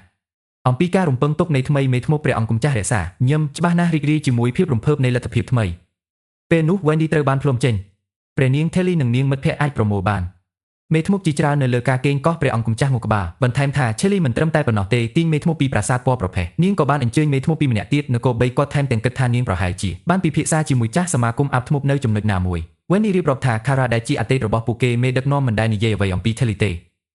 ប៉ុន្តែសម្ដេចបានចង្អុលបង្ហាញបើ Kara មានបានបង្ហាញការអញ្ជើញរបស់ Telly គ្មានមេធ្មប់នឹងមានទេបានចូលរួមក្នុងដំណើរស្វែងរករបស់ Kara សម្រាប់ភ្នំប៉ារីស Wendy យល់ស្របដោយនិយាយថាវេននៃព្រឹត្តិការណ៍ដែលមិននឹកស្មានដល់នេះបានដំណើរការយ៉ាងពិតប្រាកដចេញនៅក្នុងការពេញចិត្តរបស់ពួកគេឥឡូវនេះពួកគេរស់នៅជាមួយមនុស្សបែបនេះព្រះអង្គម្ចាស់ធ្លាក់ចុះដល់ផែនដីរីករាយនឹងភាពស្រស់ស្អាតជីវិតដ៏ប្រណិត Lily តែងតែក្រអឺតក្រទុំស្រែកឡើងស្នើច្រកនោះមេធ្មប់ប្រហែលជាប្រសើរជាងមានមេធ្មប់ជាច្រើននៅជុំវិញធ្វើឲ្យវាកាន់តែងាយស្រួលដាក់កាត់ទីក្រុងដោយមិនមានអារម្មណ៍ថប់បារម្ភខណៈពាក្យចាំអារាមរបស់ពួកគេបន្តហើយសំណាច់បានបំពេញខ្យល់ហើយនោះជាពេលដែរការយកចិត្តទុកដាក់របស់ Roland ធ្លាក់ចុះទៅអ្វីមួយដែលឆ្គងបន្តិចគាត់មិនអាចជួយបានទេប៉ុន្តែចំណាំ Wendy ជាងគូលេចធ្លោអ្នកបាញ់ប្រហារក្រោយមកនៅថ្ងៃនោះព្រះអង្គម្ចាស់អង្គុយនៅក្នុងការិយាល័យរបស់គាត់ពិចារណាលើគំនិតនោះស្ត្រីដែលមានសដនធំជារឿយឈឺស្មាហើយនោះហើយជាមូលហេតុ Outronop ត្រូវបានបង្កើតខណៈពេលដែលវាមិនមែនជាការផ្ទៀងផ្ទាត់យ៉ាងល្អតាមពិតគាត់គិតថាវាជាមានតម្លៃព្យាយាមបង្កើតខោអាវខ្លះគាត់គិតពីរបៀបអនាគតតែចាស់ទៅនាងប្រហែលជាប្រឈមមុខនឹងបញ្ហាស្រដៀងគ្នានឹងគាត់ចង់ជៀសវាងបញ្ហានៃសដនយាធ្លាក់គាត់ចាប់ផ្ដើមរចនាខ្លះ Outronop សម្គាល់មួយផ្សេងទៀតការលោតផ្លោះច្នៃប្រឌិតក្នុងយុគសម័យចាស់នេះនៅថ្ងៃបន្ទាប់ពេញប៉ោងឈឺនៅលើមេឃម្ដងទៀតលើកនេះមិនត្រឹមតែមានមេធ្មប់ប៉ុណ្ណោះទេប៉ុន្តែក៏មាន Margaret និងពាណិជ្ជករផងដែរពួកគេទាំងអស់រំភើបនិងភ្ញាក់ផ្អើលយ៉ាងខ្លាំងដើម្បីហោះហើរជាលើកដំបូងភ្លេចបន្ទោនិយាយថានាងត្រូវបានគេរុករកតំបន់ហើយគូវានៅលើផែនទី Margaret លើកមេដៃដល់នាងឡើងសម្រាប់ការងារធ្វើបានល្អព្រះអង្គម្ចាស់ប្រែទៅកាន់ពាណិជ្ជករ Marlon ចំអកគាត់អំពីថាតើគាត់អំពីខុសរបស់គាត់ដោយសារតែកម្ពស់ Marlon ទទួលស្គាល់ថាវាពិតជាគួរឲ្យរន្ធត់មើលចុះពីទីខ្ពស់ណាស់